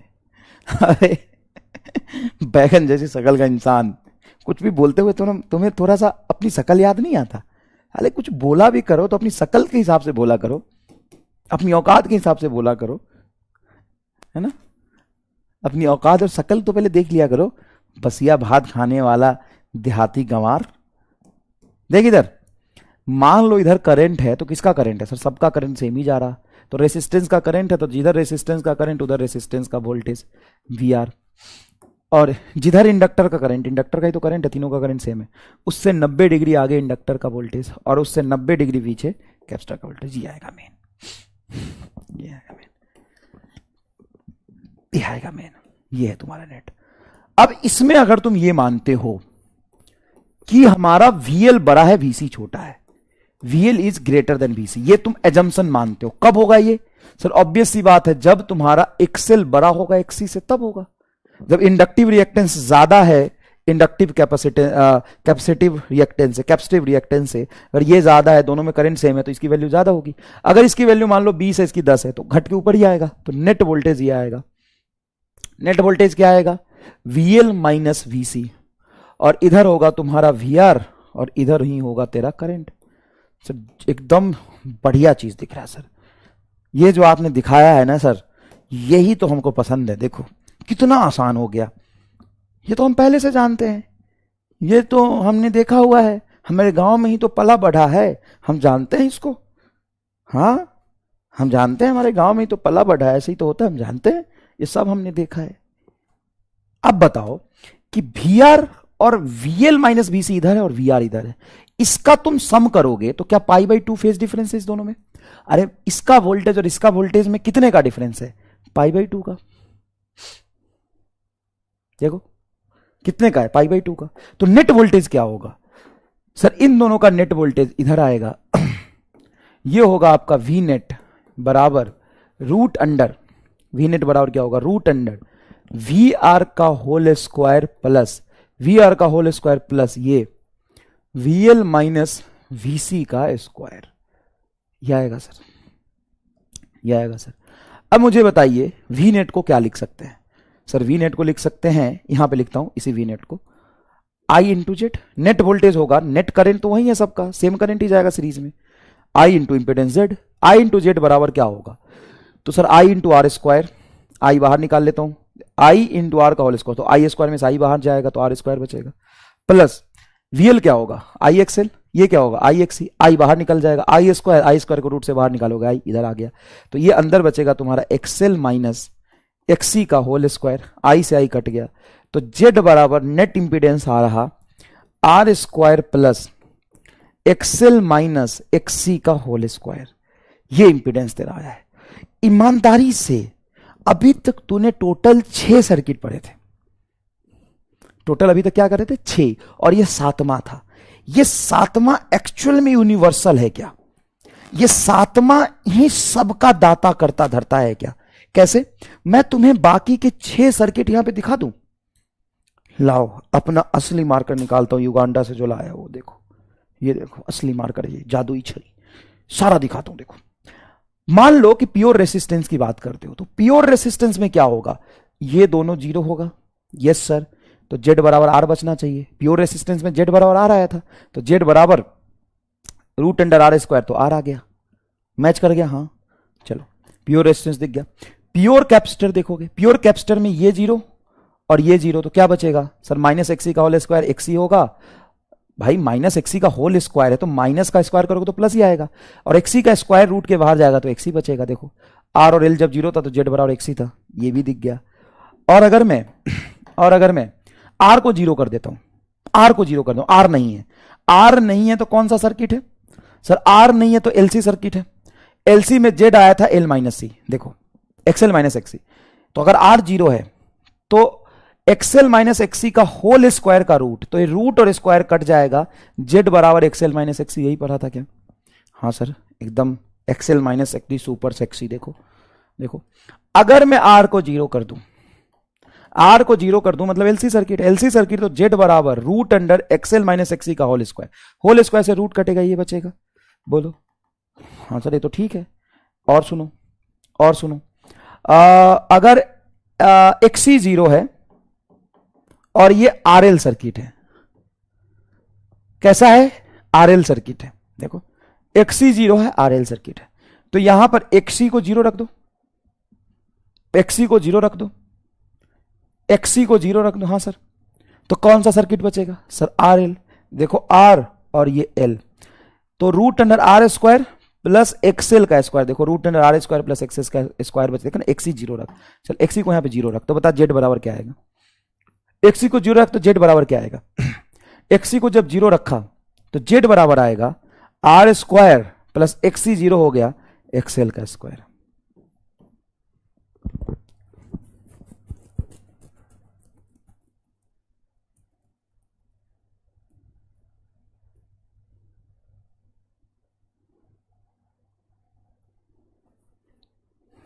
ये मैं क्यों बता रहा हूं?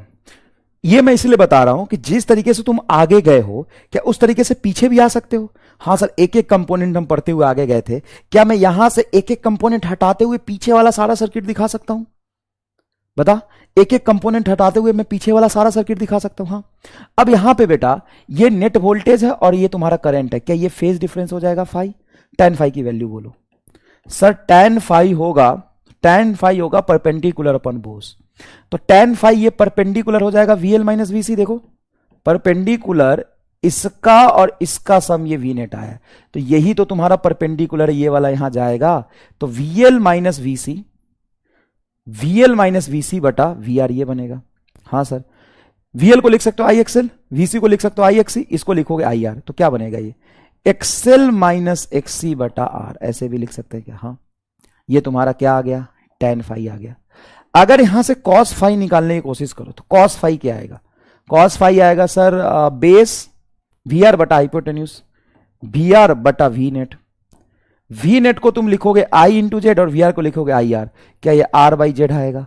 हाँ जी, cos फाई आपका आ जाएगा R by Z, cos phi आपका आ जाएगा R बाई जेड। हो गया खत्म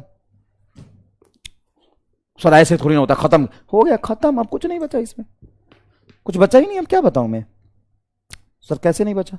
क्या बचा तू बता, कुछ बचा तो मैं कर देता हूं, बता तू बता क्या बचा सर? करंट बचा, करंट ये होगा ना, पीक करंट होगा, पीक वोल्टेज बटा जेड। अच्छा sir, phase difference, phase difference phi है, इंपीडेंस, इंपीडेंस ये रहा जेड, फेज डिफरेंस कर IRMS क्या होगा? IRMS होगा ERMS बटा जेड। हो गया सर, ये तो कुछ था ही नहीं, ये तो सिर्फ फेजर का कमाल था।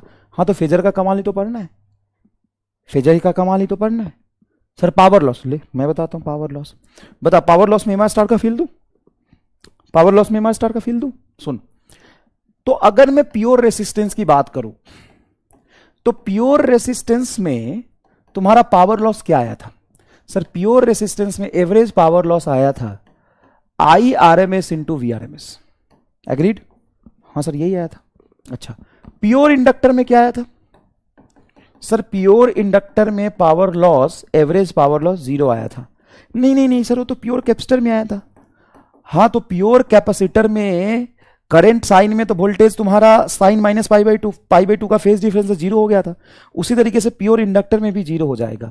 प्योर इंडक्टर को और प्योर कैपेसिटर को हम वोल्टलेस सर्किट के नाम से जानते हैं।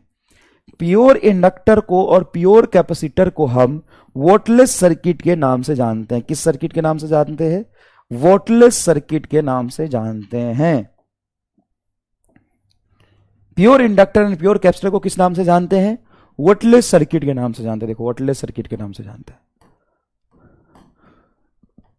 सर ये कहां से मार्कर लाए हो? ये युगांडा के विशेष जड़ी बूटियों से बना हुआ मार्कर है। मुझे एक बाबा जी मिले युगांडा, बोले कि देखो तुम्हारे जो बच्चे हैं एकदम गधानंद हैं, है ना, मेहरबान, कदरदान, गधानंद, गधादान है, एकदम बेवकूफ दान है एकदम। तो उनको पढ़ाने के लिए आपको स्पेशल मार्कर की जरूरत पड़ेगी, तभी इनका उद्धार होगा। तो फिर मैं वहाँ पे तपस्या किया 10 साल। 10 साल तपस्या जब पूरा हुआ तो वहां पे मुझे ये वरदान में मिला है तुमको पढ़ाने के लिए। ये है पूरी इसकी इतिहास। जादू है इसमें, जादू। तुमको बहुत आसानी से क्यों समझ में आ रहा है? ये उससे पढ़ा रहा हूं इसीलिए। इसमें इसकी शक्ति है छिपी हुई।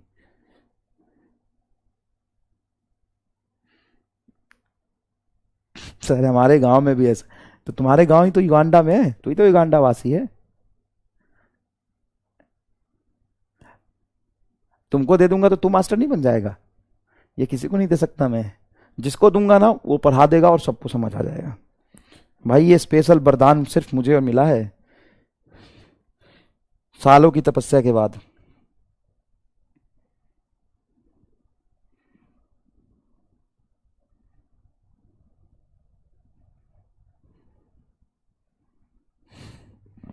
सालों की तपस्या के बाद मिला है मुझे, इसलिए तो तुम्हें जल्दी जल्दी समझ आ रहा है। बताओ तुम्हें ऐसा क्यों, क्या ऐसा अचानक से क्या हो गया? तुम इतने दिनों से एकदम गधे थे, तुमको संघर्ष करना पड़ रहा था, अचानक से ऐसे क्यों समझ आने लगा? बता क्या राज है इसके पीछे? ये 40 कैसे है? देखो मैंने इससे मार्कर से नहीं पढ़ा ना, देखो इसमें डाउट आया। देखो मैं इस मार्कर से नहीं पढ़ा इसीलिए इसको डाउट आया। देखो अभी मैं इस मार्कर समझाऊंगा, देखो तुरंत समझ जाएगा। देखो बेटा ऐसा है कि coil has resistance 30 ohm, inductive reactance 20 ohm है 50 हर्ट्ज पे, और यहां पे 100 हर्ट्ज का सप्लाई लगा है। देखो 100 हर्ट्ज का सप्लाई लगा है, तो हर्ट्ज 50 से 100 हुआ डबल, तो ये 20 से 40 हो जाएगा। देखो समझ में आ गया आप? प्योर रेसिस्टेंस और प्योर कैपेसिटर को जब साथ में रहता है तब वॉटलेस सर्किट बोलते हैं अलग अलग। अलग प्योर अरे रेसिस्टेंस आ जाएगा तो वॉटलेस नहीं होगा ना, रिया मौर्या। सर मैं मेरे गांव के दोस्तों को ये चीज समझ आ गई। हाँ ठीक है, अच्छा सनम सच में समझ आ रहा है सर। उस लकड़ी से और क्या? 3 ऑप्शन गलत है, हम 4 को नहीं ठीक करेंगे। हैं साकाला का बूम बूम वाली पेंसिल है। तेरी शक्ल बैगन जैसी शक्ल से तो अच्छी है रुचि पटेल। यहाँ पर बीसी की जगह वीसी कॉस थीटा आएगा ना।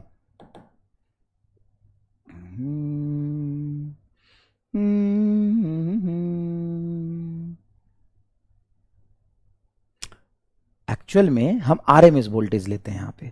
ये आरएमएस करंट है तो ये आरएमएस वोल्टेज लिया। आरएमएस वोल्टेज तो सर्किट का फिक्स होगा। मैंने बोला कि सर्किट में आई करंट जा रहा है, तो सिर्फ आई करंट लिखूंगा तो कौन सा करंट मानोगे तुम? बताओ, सिर्फ आई करंट दूंगा तो कौन सा करंट मानोगे तुम? आरएमएस ही तो मानोगे। सिर्फ आई दूंगा तो कौन सा मानोगे? आरएमएस ही तो मानोगे।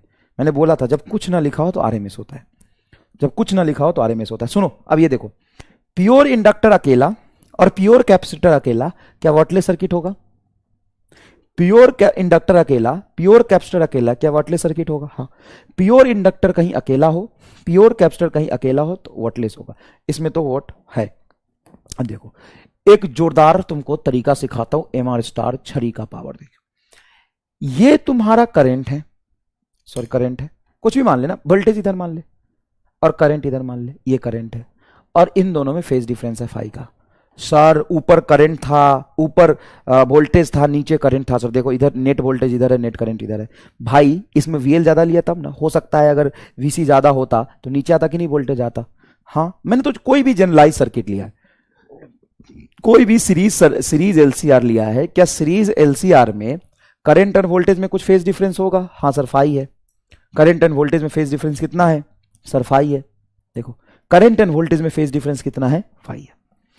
अब मुझे एक बात बताओ, कि अभी अगर फेज डिफरेंस फाई है, अगर फाई 0 होता तो करंट इधर होता। हाँ सर वोल्टेज के साथ चिपक जाता। मतलब आई का अगर कंपोनेंट में इधर लूं तो एक आई इधर लिख सकता हूं, आई कॉस फाई। हाँ सर लिख सकते हो। और आई का एक इधर कंपोनेंट हो जाएगा आई साइन फाई। मैं इस फेज की वजह से इसको बाइफरकेट कर रहा हूं। सर ठीक है, अब मुझे बताओ कि प्योर रेसिस्टेंस में पावर लॉस ये क्यों आया था?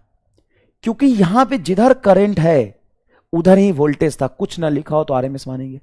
इंडक्टर में क्या होता है कि इंडक्टर का करंट इधर और इंडक्टर का वोल्टेज इधर, इन दोनों में फेज डिफरेंस π/2 का था। करंट जब 0 तो वोल्टेज मैक्सिमम, और जब वोल्टेज 0 तो करंट मैक्सिमम। π/2 फेज डिफरेंस के साथ चल रहा था, इसलिए पावर लॉस एवरेज 0 आया था। इसमें भी एवरेज पावर लॉस 0 क्यों आता है? क्योंकि वोल्टेज इधर करंट इधर, फेज डिफरेंस π/2 है। इसमें पावर लॉस मैक्सिमम क्यों आया, ऐसा है इसीलिए। इसमें पावर लॉस ऐसा है, मतलब करंट का वो कंपोनेंट जो वेक्टर की तरफ है वो पावर लॉस कराएगा, और करंट का वो कंपोनेंट जो पोटेंशियल की तरफ है, जो नेट वोल्टेज या वी आरएमएस की तरफ है, ये करंट आरएमएस लेगा तू, ये RMS current into cos phi, ये RMS current into sine phi. तो करंट का वो कंपोनेंट जो वोल्टेज की तरफ है, करंट का वो कंपोनेंट जो वोल्टेज की तरफ है, ध्यान से देखिए इधर, करंट का वो कंपोनेंट जो वोल्टेज की तरफ है, ध्यान से देखिए इधर, करंट का वो कंपोनेंट जो वोल्टेज की तरफ है, करंट का वो कंपोनेंट जो वोल्टेज की तरफ है, करंट का वो कंपोनेंट जो वोल्टेज की तरफ है वो पावर लॉस कराएगा। तो यहां पे एवरेज पावर लॉस होगा V RMS I RMS into cos phi, generalize circuit का पावर लॉस आ गया। और इस करंट को हम वॉटलेस करंट कहते हैं। वॉटलेस करंट मतलब इस करंट की वजह से पावर लॉस नहीं हो रहा, इस करंट की वजह से पावर लॉस हो रहा, तो करंट इंटू वोल्टेज का प्रोडक्ट कर दिया हमने। पता है ये पूरा एक 1.5 पेज के डेरिवेशन के बाद ये निकाल के लाते हैं। ना तो ये बोर्ड में तुम्हें ड्राइव करना है, ना ही तो ये नीट में काम आता है, लेकिन इसका डेरिवेशन किसी भी किताब में देखो तो 1.5 पेज के बाद आता है। ये तो अलग समझाते हैं, फिर वॉटलेस करंट अलग समझाते हैं। यहां पे मैंने दोनों चीज समझा दिया, देखो ध्यान से। हमें क्या करना है, हमें कुछ नहीं करना, जादू की छड़ी देखो। इधर तुम्हारा है करंट, कोई ना कोई फेज डिफरेंस तो होगा ही, सीरीज एलसी आ रहा है तो फेज डिफरेंस सर जीरो हुआ तो बढ़िया है ना, कॉस फाई को जीरो रख दे। अगर तूने जीरो फेज डिफरेंस हुआ, कॉस फाई को जीरो, कॉस फाई क्या होता है 1, देखो वीआरएमएस आईआरएमएस बचेगा, प्योर रेसिस्टेंस का केस हो गया। भाई प्योर रेसिस्टेंस में फेज डिफरेंस कितना होता है, प्योर रेसिस्टेंस में जिधर करंट उधर जीरो, क्या फेज डिफरेंस जीरो है, हाँ फेज डिफरेंस जीरो रखोगे, कॉस फाई जीरो हो गया, तभी तो वीआरएमएस आईआरएमएस आया, देखो ये वेरीफाई हो गया, इस फॉर्मूले से ये वेरीफाई हो गया, देखो उल्टा। और यहां देखो, यहां देखो, अगर मैं यहां देखूं वोल्टेज इधर करंट इधर, तो फेज डिफरेंस कितने का है, π/2 का, cos π/2, cos π/2 zero, power loss zero होगा, तभी तो ये जीरो आया है। ओ भाई साहब ये भी प्रूफ हो गया उल्टा। और कई बार तुमसे पूछते हैं वोटलेस करंट क्या होगा, तो वोटलेस करंट कैसे निकालोगे, आई साइन फाई को वोटलेस करंट बोलेंगे, क्या बोलेंगे, आई साइन फाई को वोटलेस करंट बोलेंगे। I sine phi is a wattless current, खत्म, टाटा बाय बाय। बताओ, सोचो,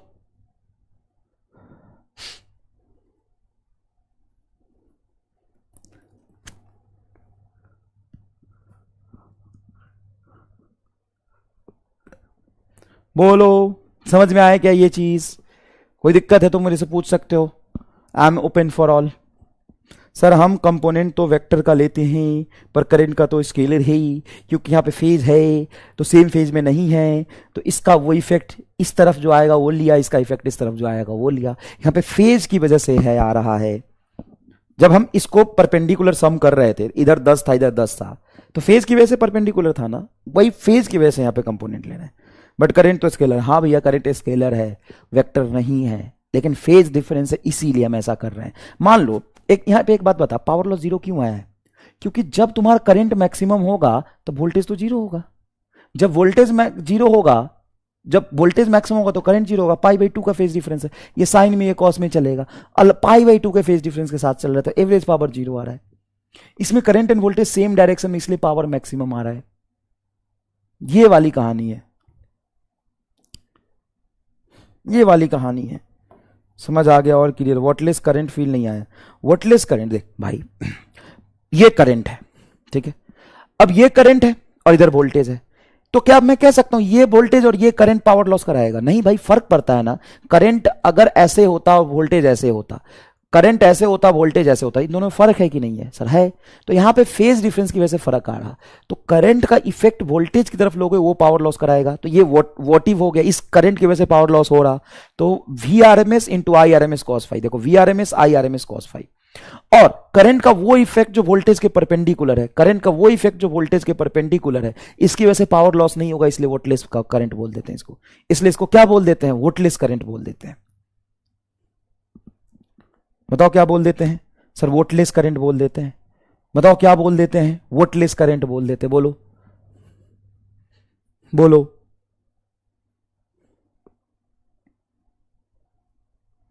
क्या बोल देते हैं, वोटलेस करंट बोल देते हैं, बता कोई समस्या।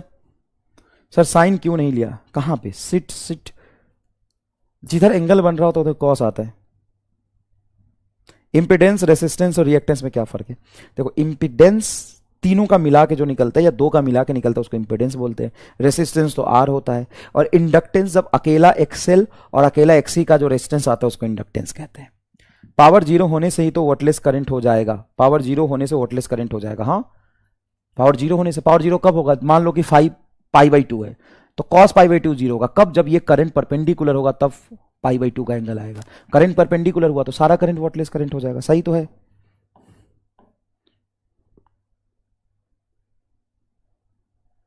हाँ, ये Riya Maurya is asked sensible doubt.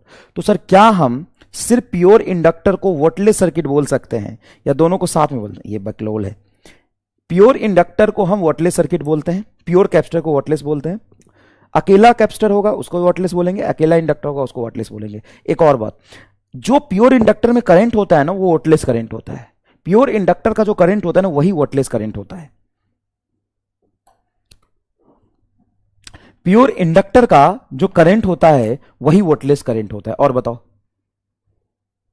What is the work of voltless current? Nothing. What is work of your self? क्या यूज है तेरा? कोई है? सरकार 11th रिवीजन वीडियो हमें भी दे दो, तुम्हें भी दे दूं। तुम्हें आज तक का सबसे बेस्ट लेक्चर दूं। मैं रिवीजन कराऊंगा लेकिन पैरेलल में आज तक का सबसे बेस्ट लेक्चर अगर कोई मेरे से पूछे, और मैं तेरे साथ नहीं, हमेशा कोई भी बच्चा पूछता है उसको मैं यही बताता हूं, अगर सबसे ज्यादा कंटेंट बटा टाइम का रेशियो देखे, इसका क्या मतलब है? कंटेंट बाई टाइम का रेशियो से क्या मतलब है? अगर तुम इसको समझने की कोशिश करोगे, what is the content versus time का रेशियो। मान लो मैंने 10 सवाल कराए 1 घंटे में, तो 10 सवाल बराबर। अगर मैंने 5 सवाल कराए 1 घंटे में तो 5 सवाल बराबर। अगर मैंने 20 सवाल कराए 1 घंटे में तो 20 सवाल बराबर। इसका मतलब हो गया है, इसका मतलब हो गया कि कंटेंट वर्सेस टाइम का रेशियो सबसे ज्यादा। तो कंटेंट वर्सेस टाइम का रेशियो सबसे ज्यादा, और समझ में भी आए, मतलब समझ में भी आए, मतलब ऐसा नहीं कि सुपर फास्ट हो, चीजें समझ में भी आए, तो वो लेक्चर है जो मैंने फर्स्ट टाइम रिकॉर्ड किया था, क्रैश कोर्स के लिए। वो सबसे हाईली रिलेवेंट लेक्चर है क्योंकि वो रिकॉर्डेड है। रिकॉर्डेड का एक सबसे बड़ा फायदा होता है कि उसमें डाउट नहीं बताना होता। उसमें क्या करना होता है? एंड टू एंड बातें होती है, जो चीजें होती है। तो क्रैश कोर्स के लेक्चर सबसे इंपॉर्टेंट है। हर चैप्टर को 3-3, 4-4 लेक्चर में कवर किया है। मीडियम चैप्टर, छोटे चैप्टर को 1-2 लेक्चर में कवर किया है। जैसे फ्लूइड हो गया 5 लेक्चर, 1D हो गया 3-4 लेक्चर, 2D हो गया 3 लेक्चर, रोटेशन हो गया 4-5 लेक्चर, वर्क एनर्जी पावर हो गया 4-5 लेक्चर। ऐसे मैंने कवर किया हुआ है। और जितने तुमने एक साल में पढ़े होंगे उसके 95% कंटेंट है, उसका 95% कंटेंट है। कोई मेरे से पूछेगा कि मेरे पास सबसे कम टाइम है और मुझे तैयार करना है कंटेंट, कम टाइम में ज्यादा कंटेंट पढ़ना है, एकदम रिवीजन के तौर पे हमने पहले कभी पढ़ा हुआ है तो हमें थोड़ा थोड़ा तो पता है, एकदम थोड़ा थोड़ा सिलेबस ही एटलीस्ट पता है कहां है। इसका पता तो पैसा लगेगा तब बताएगा, ऐसे में क्यों बताएगा? ऐसे में नहीं बताएगा, पैसा लगेगा, पैसा लगेगा, पैसा लगेगा। ये पैसा है, ये कैसा, ये कैसा है, ये पैसा, पैसा लगेगा। ऐसे में नहीं बताएगा, पैसा लगेगा। कह रहा मेरे पास है, पैसा लगेगा। कह रहा पैसा तो मैं लेगा आपसे पढ़ने का, पहले आप मुझे 1000 रुपए दो तब मैं पढ़ूंगा। ऐसे तो देखो इतना लेक्चर है, मैं पढ़ता ही नहीं। आपका एनसीईआरटी पंच लेना चाहता हूं, ले सकता हूं क्या? अब तेरी चाहत, तेरी तमन्ना, तेरा पसंद, उसमें मैं क्या बोलूं? कहाँ है सर? प्लीज समरी लेक्चर दे दीजिए अदर चैप्टर से। दे देता हूँ बेटा, दे देता हूँ। उम्मीद टू सबदान मैदान बकलोल दान। सर मैंने आपका 11th वन शॉट रिवीजन 2023 वाला देखा है, मुझे वो बेस्ट लगा, थैंक यू सो मच। हाँ देख सकते हैं, कोई दिक्कत नहीं है। 2023 वाला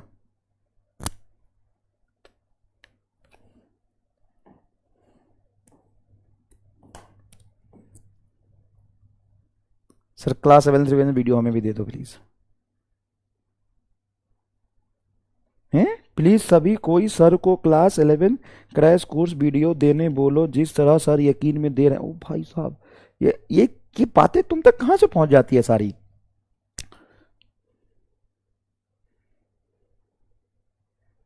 अप्लाई करने में प्रॉब्लम होता, चीजें धीरे धीरे समझ में आएगा। सर जीरो कैसे आया, सर कहां पे जीरो कैसे आया, ये जीरो कैसे आया बता। यहाँ प्योर इंडक्टर में इधर तेरा करंट है, इधर वोल्टेज है, तो फेज डिफरेंस कितने का है, π/2 का। यहाँ रख π/2, cos π/2 जीरो हो जाएगा। और इस पे एक सवाल भी कराया मैंने, प्योर कैपेसिटर में पावर लॉस ड्राइव कराया था। कहां दिखा दूं, कहां ड्राइव कराया था प्योर कैपेसिटर में, एक सवाल में ड्राइव नहीं कराया था। ये ले देख भाई, अभी अभी क्लास में घुस के लेक्चर देख रहा है क्या, 2016 में ड्राइव कराया मैंने। देख प्योर कैपेसिटर है, करंट एंड वोल्टेज लिखा, एवरेज लिया फुल साइकिल में, जीरो आ गया, तो ड्राइव कराया था।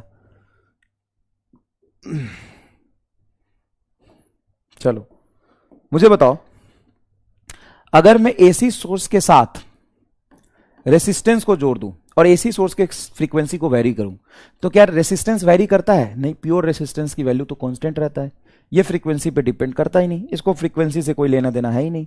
अच्छा, अगर मैं सिर्फ इंडक्टर की बात करूं, एक्सएल जो होता है 2πfl होता है। अगर मैं इसको फ्रीक्वेंसी के साथ ग्राफ बनाऊं तो कैसा बनेगा, स्ट्रेट लाइन बनेगा। और अगर मैं फ्रीक्वेंसी के साथ एक्सी का ग्राफ देखूं तो कैसा बनेगा, तो एक्सी का फ्रीक्वेंसी फ्रीक्वेंसी के साथ रेक्टेंगुलर हाइपरबोलिक बनेगा। क्या ये तीनों चीजें आपने समझ लिया था, पढ़ लिया था? सर आप चीटिंग कर रहे हो, मैंने कहां से चीटिंग किया रही?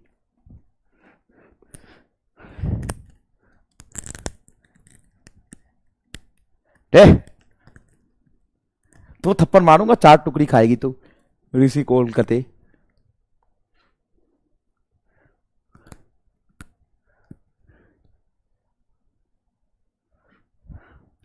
तुम लोगों को यकीन में क्या हो रहा है, कैसे पता? बैच का सब्सक्रिप्शन लिया है सबके सब, हम जानता है, हम बताता है तुमको, सबका सब बैच का सब्सक्रिप्शन लेके इधर उधर भटकता है, हमको पता है ना, हम जानते हैं सब गधों को।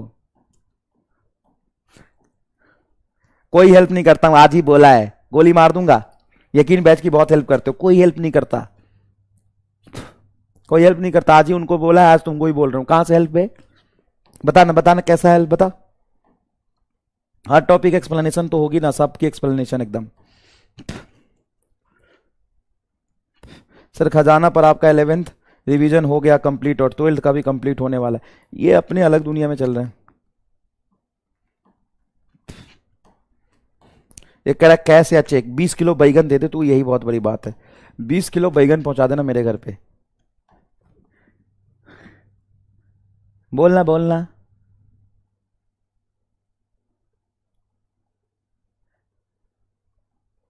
दे दूंगा, अपलोड करवा दूंगा, 2 दिन का समय दे दे, संडे को वर्किंग करके वीडियो निकाल के अपलोड करवा दूंगा।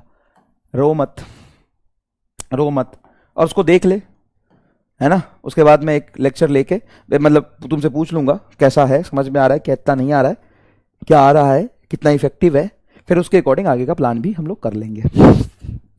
ठीक है, बस मुझे क्या चाहिए, मुझे 20 किलो बैगन भिजवा दे, जो तेरी औकात है वही करेगा। 20 किलो बैगन भिजवा दे, 20 किलो चावल भिजवा दे बस, और 10 किलो आलू भिजवा दे। आलू बैगन भात चावल बस, और क्या चाहिए मुझे। देख इधर, अगर मैं सीरीज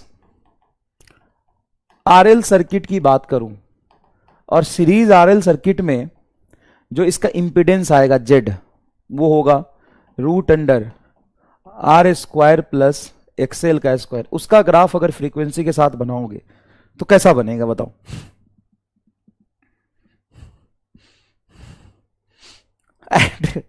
अरे एक पता नहीं, 1-2 बच्चों ने लेटर भेजा था टीचर्स डे पे, उधर फिजिक्स वाला हेड ऑफिस में ही लेटर भेज दिया उन्होंने। मेरे पास फोन आ रहा गार्ड साहब का, सर 2-3 कुरियर आया है। हम बोले अच्छा, कहाँ से आया है?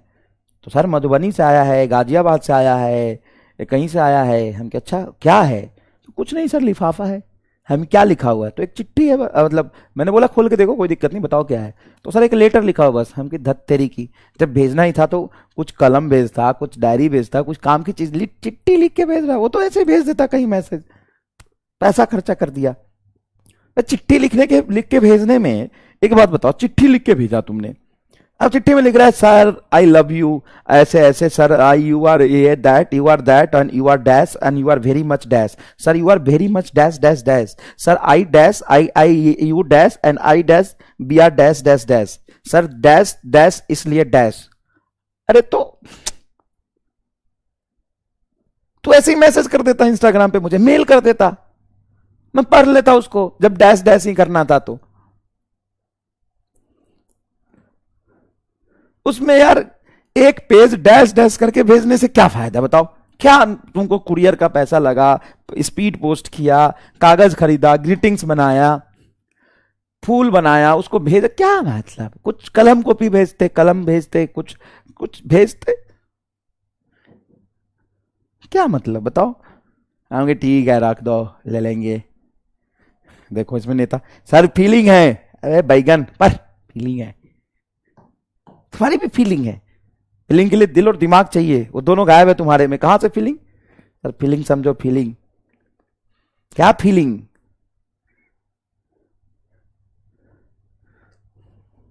बैगन भेज देता इसे, चलिए देख फीलिंग। अरे सनम बेवफा ये क्या तरीका रे?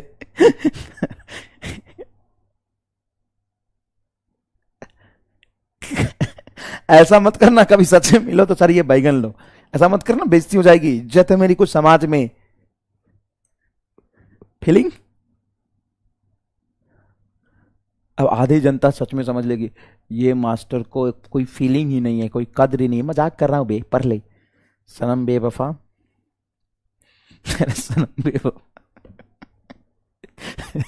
सुन, रेसिस्टेंस फ्रीक्वेंसी के साथ कांस्टेंट रहता है, हाँ, क्योंकि प्योर रेसिस्टेंस का रेसिस्टेंस की वैल्यू 5 ओम फिक्स रहती है, फ्रीक्वेंसी पे थोड़ी ना डिपेंड करता है।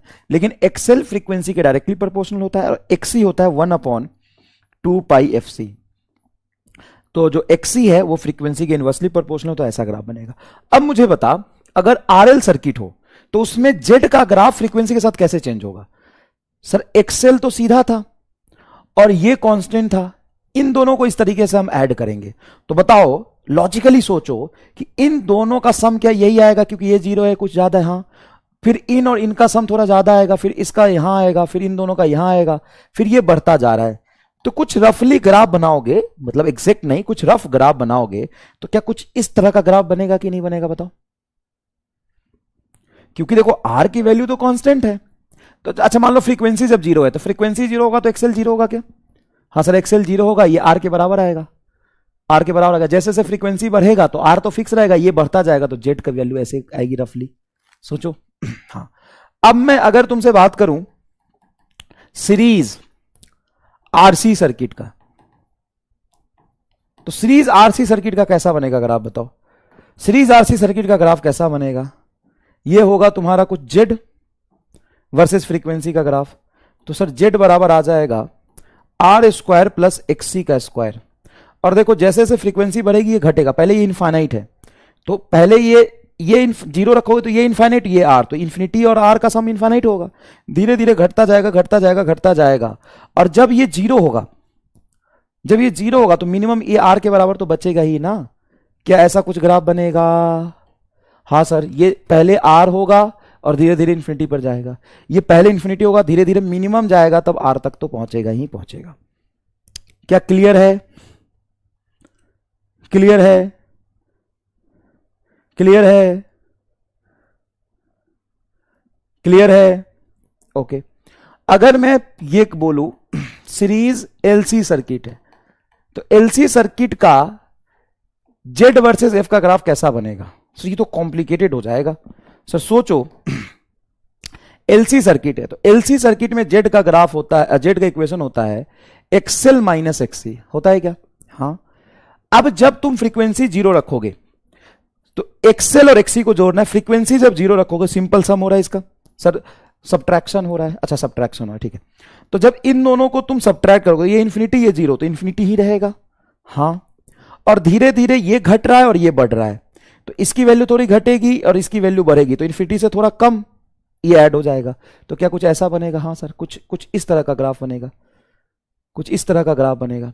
और जैसे जैसे ये बढ़ रहा है, सॉरी, एक्सेल बढ़ रहा है और एक्सी घट रहा है, हम इनका निगेटिव वैल्यू नहीं लेंगे।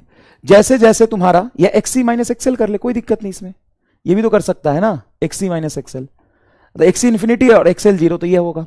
अब धीरे धीरे एक्सी की वैल्यू घट रहा और एक्सेल बढ़ रहा, तो एक टाइम आएगा जब एक्सेल और एक्सी दोनों बराबर हो जाएगा, तो क्या ये जीरो पे पहुंच जाएगा। और फिर जब एक्सेल बढ़ता जाएगा तो पॉजिटिव में इसको ऐसे बना लेंगे। क्या यहां पे एक ऐसी फ्रीक्वेंसी आएगी, एक ऐसी फ्रीक्वेंसी आएगी जहां पे एक्सेल और एक्सी की वैल्यू बराबर होगा।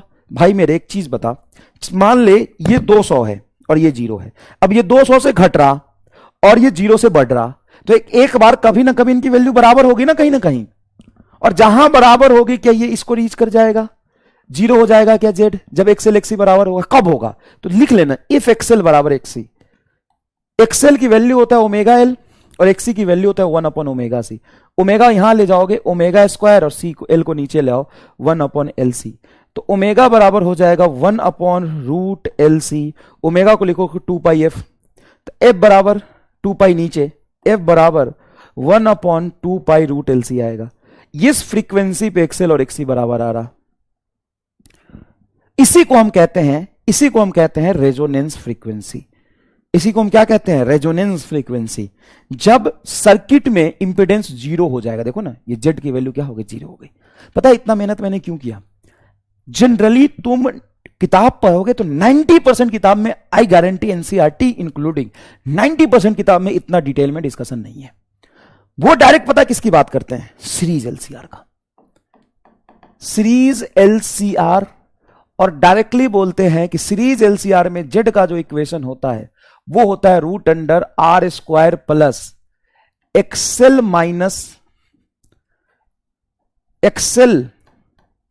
माइनस एक्सी का होल स्क्वायर। अब इस जेड का ग्राफ फ्रीक्वेंसी के साथ बनाएंगे तो कैसा बनेगा, मान लो कि सिर्फ एक्सेल और एक्सी का ग्राफ तुमने देखा है, एक्सेल और एक्सी का ग्राफ ऐसा था, हां, जब एक्सेल और एक्सी दोनों प्रेजेंट है तो यहां भी तो प्रेजेंट है, ग्राफ उसी तरीके का बनेगा, हां।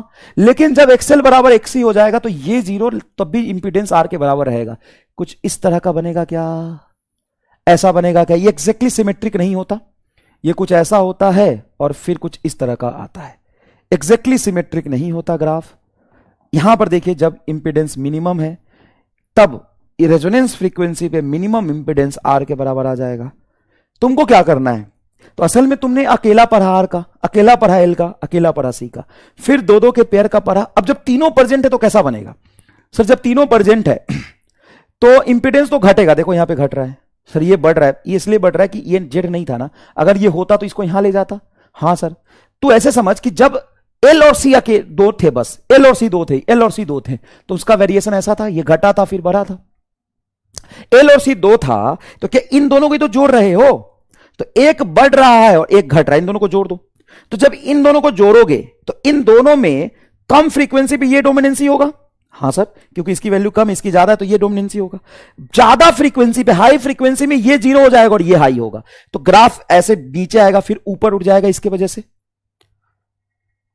भाई एक मिनट यहां पे एक्सी घट रहा है फ्रीक्वेंसी के साथ, एक्सी क्या हो रहा है, घट रहा है। जब इन दोनों को जोड़ोगे तो कम फ्रीक्वेंसी में इसकी वैल्यू कम इसकी ज्यादा है, तो इन दोनों को जोड़ के ज्यादा ही दिखाई देगा, इन दोनों को जोड़ के ज्यादा ही दिखाई देगा, हां सर, इन दोनों को जोड़ के ज्यादा ही दिखाई देगा, हां सर। अब जैसे जैसे फ्रीक्वेंसी बढ़ाओगे तो ये बढ़ेगा और ये घटेगा, तो भी कम फ्रीक्वेंसी में इसकी वैल्यू कम इसकी ज्यादा है तो ये डोमिनेंसी होगा। जब रेजोनेंस फ्रीक्वेंसी में एक्सेल और एक्सी बराबर हो जाएगा, ये घट रहा है तो ये 0 हो जाएगा, हां। अब फ्रीक्वेंसी के बड़े वैल्यू पे इसकी वैल्यू कम है और इसकी ज्यादा है, अब इन दोनों को जोड़ो, सर ये ऊपर चला जाएगा, क्या हो जाएगा, ऊपर चला जाएगा। क्या यही होगा, अकेला एक्सेल एक्सी है तो अब आर आ जाएगा तो क्या होगा, सर ग्राफ तो ऐसा ही बनेगा, ये वाला जब आर नहीं था तो रूट स्क्वायर से कैंसिल हो गया, एक्सेल माइनस एक्सी ये ग्राफ बनता। अब जब आर है तो जब ये 0 होगा तो ये मिनिमम आर के बराबर बचेगा इसकी वैल्यू। सोचो ना, जेड मिनिमम कितना आ जाएगा आपका, आर आ जाएगा, जब एक्सेल बराबर एक्सी आ जाएगा तब। फील आया इस चीज का, इसी को कहते हैं इफ रेजोनेंस, एट रेजोनेंस लिख देता हूं, at resonance, at resonance condition, at resonance condition XL बराबर एक्ससी। देखो करंट पहले से सेम है और एक्सएल और एक्ससी बराबर होगा, तो क्या मैं ये भी लिख सकता हूं कि वीएल बराबर वीसी हो जाएगा? हाँ सर, ये भी लिख सकते हो, क्योंकि करंट तो सेम है और आपने एक्सएल बराबर एक्ससी बोला तो वीएल बराबर वीसी भी होगा। सर क्लियर है? अब सुनो, अब यहां पर एक्सएल एक्ससी बराबर है, ये होता है ओमेगा एल, ये होता है 1 अपॉन ओमेगा सी, तो ओमेगा स्क्वायर आ जाएगा 1 upon L C. Omega square को इधर लाओगे रूट हो जाएगा 1 upon root L C, omega आ गया। फ्रीक्वेंसी क्या हो जाएगा? रेजोनेंस एंगुलर फ्रीक्वेंसी आ गया, फ्रीक्वेंसी हो जाएगा 1 upon 2 pi root L C. इस केस में जो जेड की वैल्यू आएगी क्या मिनिमम आर के बराबर आएगा? हाँ। जो वी नेट आएगा वो क्या आएगा? वी नेट वी आर के बराबर आएगा। कैसे?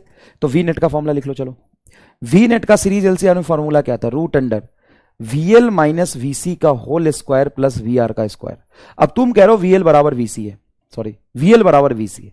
अगर वीएल बराबर वीसी है तो ये कैंसिल हो जाएगा, तो नेट वोल्टेज क्या आएगा? वी आर के बराबर आएगा। अब नेट वोल्टेज अगर वी आर के बराबर है तो फेजर डायग्राम कैसा दिखेगा वो देखो। फेजर डायग्राम से फील दिलाता हूं। जैसे मान लो बेटा ये ऊपर वीएल था, ये इधर वीसी था, ये इधर आई था और इधर ही आपका वी आर था क्या? हाँ। अब कह रहे हो कि वीएल वीसी बराबर है, तो क्या ये एक दूसरे को कैंसिल नहीं कर लेगा फेजर डायग्राम में? अगर तुम फेजर डायग्राम से विजुअलाइज करना चाहते हो तो थोड़ा देखना, ये तो तुमने पीएचडी कर लिया इस पे, इसको देख के समझ जाते हो। ये वीएल है, ये वीसी है। अगर वीएल बराबर वीसी हो गया, अगर वीएल बराबर वीसी हो गया तो ये वीएल और वीसी कैंसिल हो जाएगा, तो नेट वोल्टेज यहीं बचेगा क्या? हाँ, तो नेट वोल्टेज वीआर आएगा और जिधर नेट वोल्टेज उधर ही करंट, तो फेज डिफरेंस क्या आ जाएगा? 0 आएगा। मतलब सीरीज एलसीआर में रेजोनेंस कंडीशन पर फेज डिफरेंस 0 आ जाता है। सीरीज एलसीआर में रेजोनेंस कंडीशन पर फेज डिफरेंस 0 आ जाता है।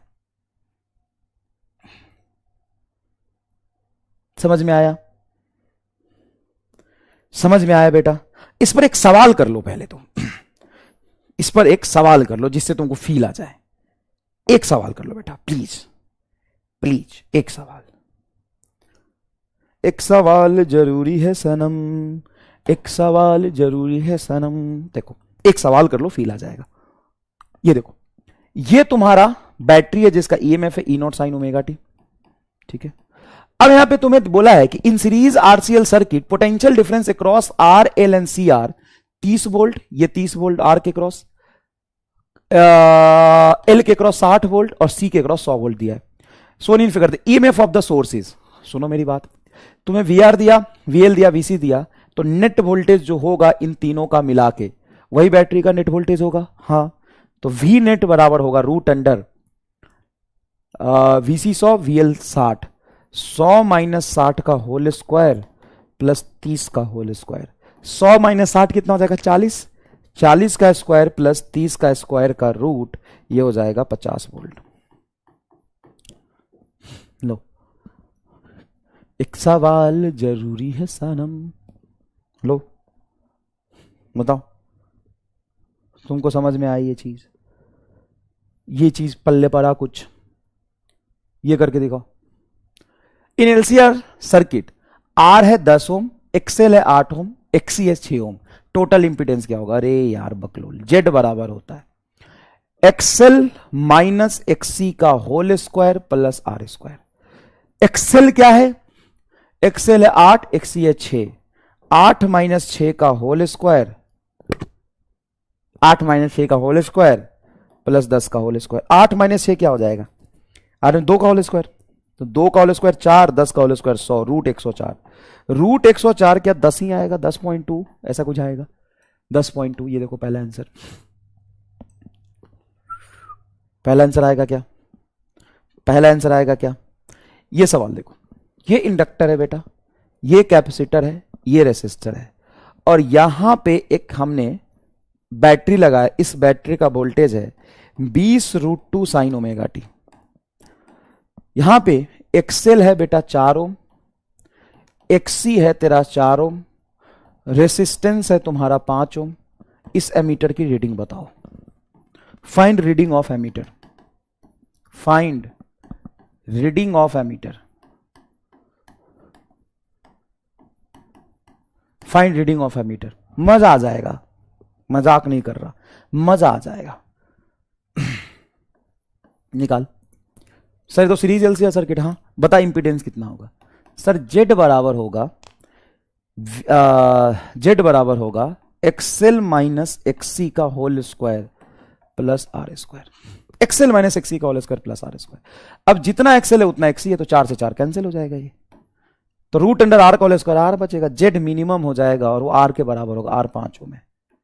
तो यहां पे जो करंट होगा, पीक करंट अगर मैं निकालूं तो peak voltage by Z. Peak voltage बोलो क्या है? 20√2। इक्वेशन के साथ दिया होता है पीक वोल्टेज होता है 20√2 बटा 5, तो ये 5 चौक 4√2 आ जाएगा।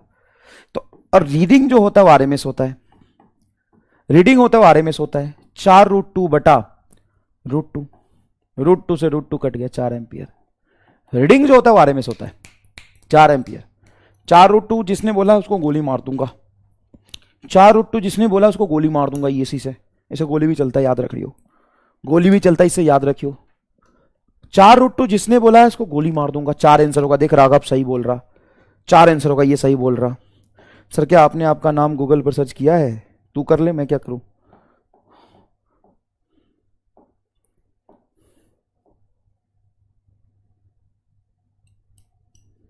हाँ ये कह रहा है फार्मूला से आसान तो फेजर लग रहा है। यस यू आर सही पकड़िंग। कैसे? देख मैं बताई, ये एक्सेल होता है, ये एक्सी होता है, ये वी आर होता है।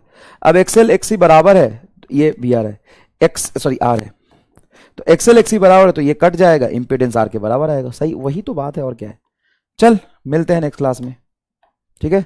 छुट्टी देता हूं, तू भी क्या याद रखेगा, ठीक है? कल मिलते हैं, और इस पे आगे हम लोग सीरीज एलसीआर पे बहुत सारा सवाल कराऊंगा। 4 बाल्टी सवाल कराऊंगा कल, 4 बाल्टी। एक बाल्टी में आता है 8 सवाल। 4 बाल्टी सवाल, 4 बाल्टी में कितने सवाल आएगा?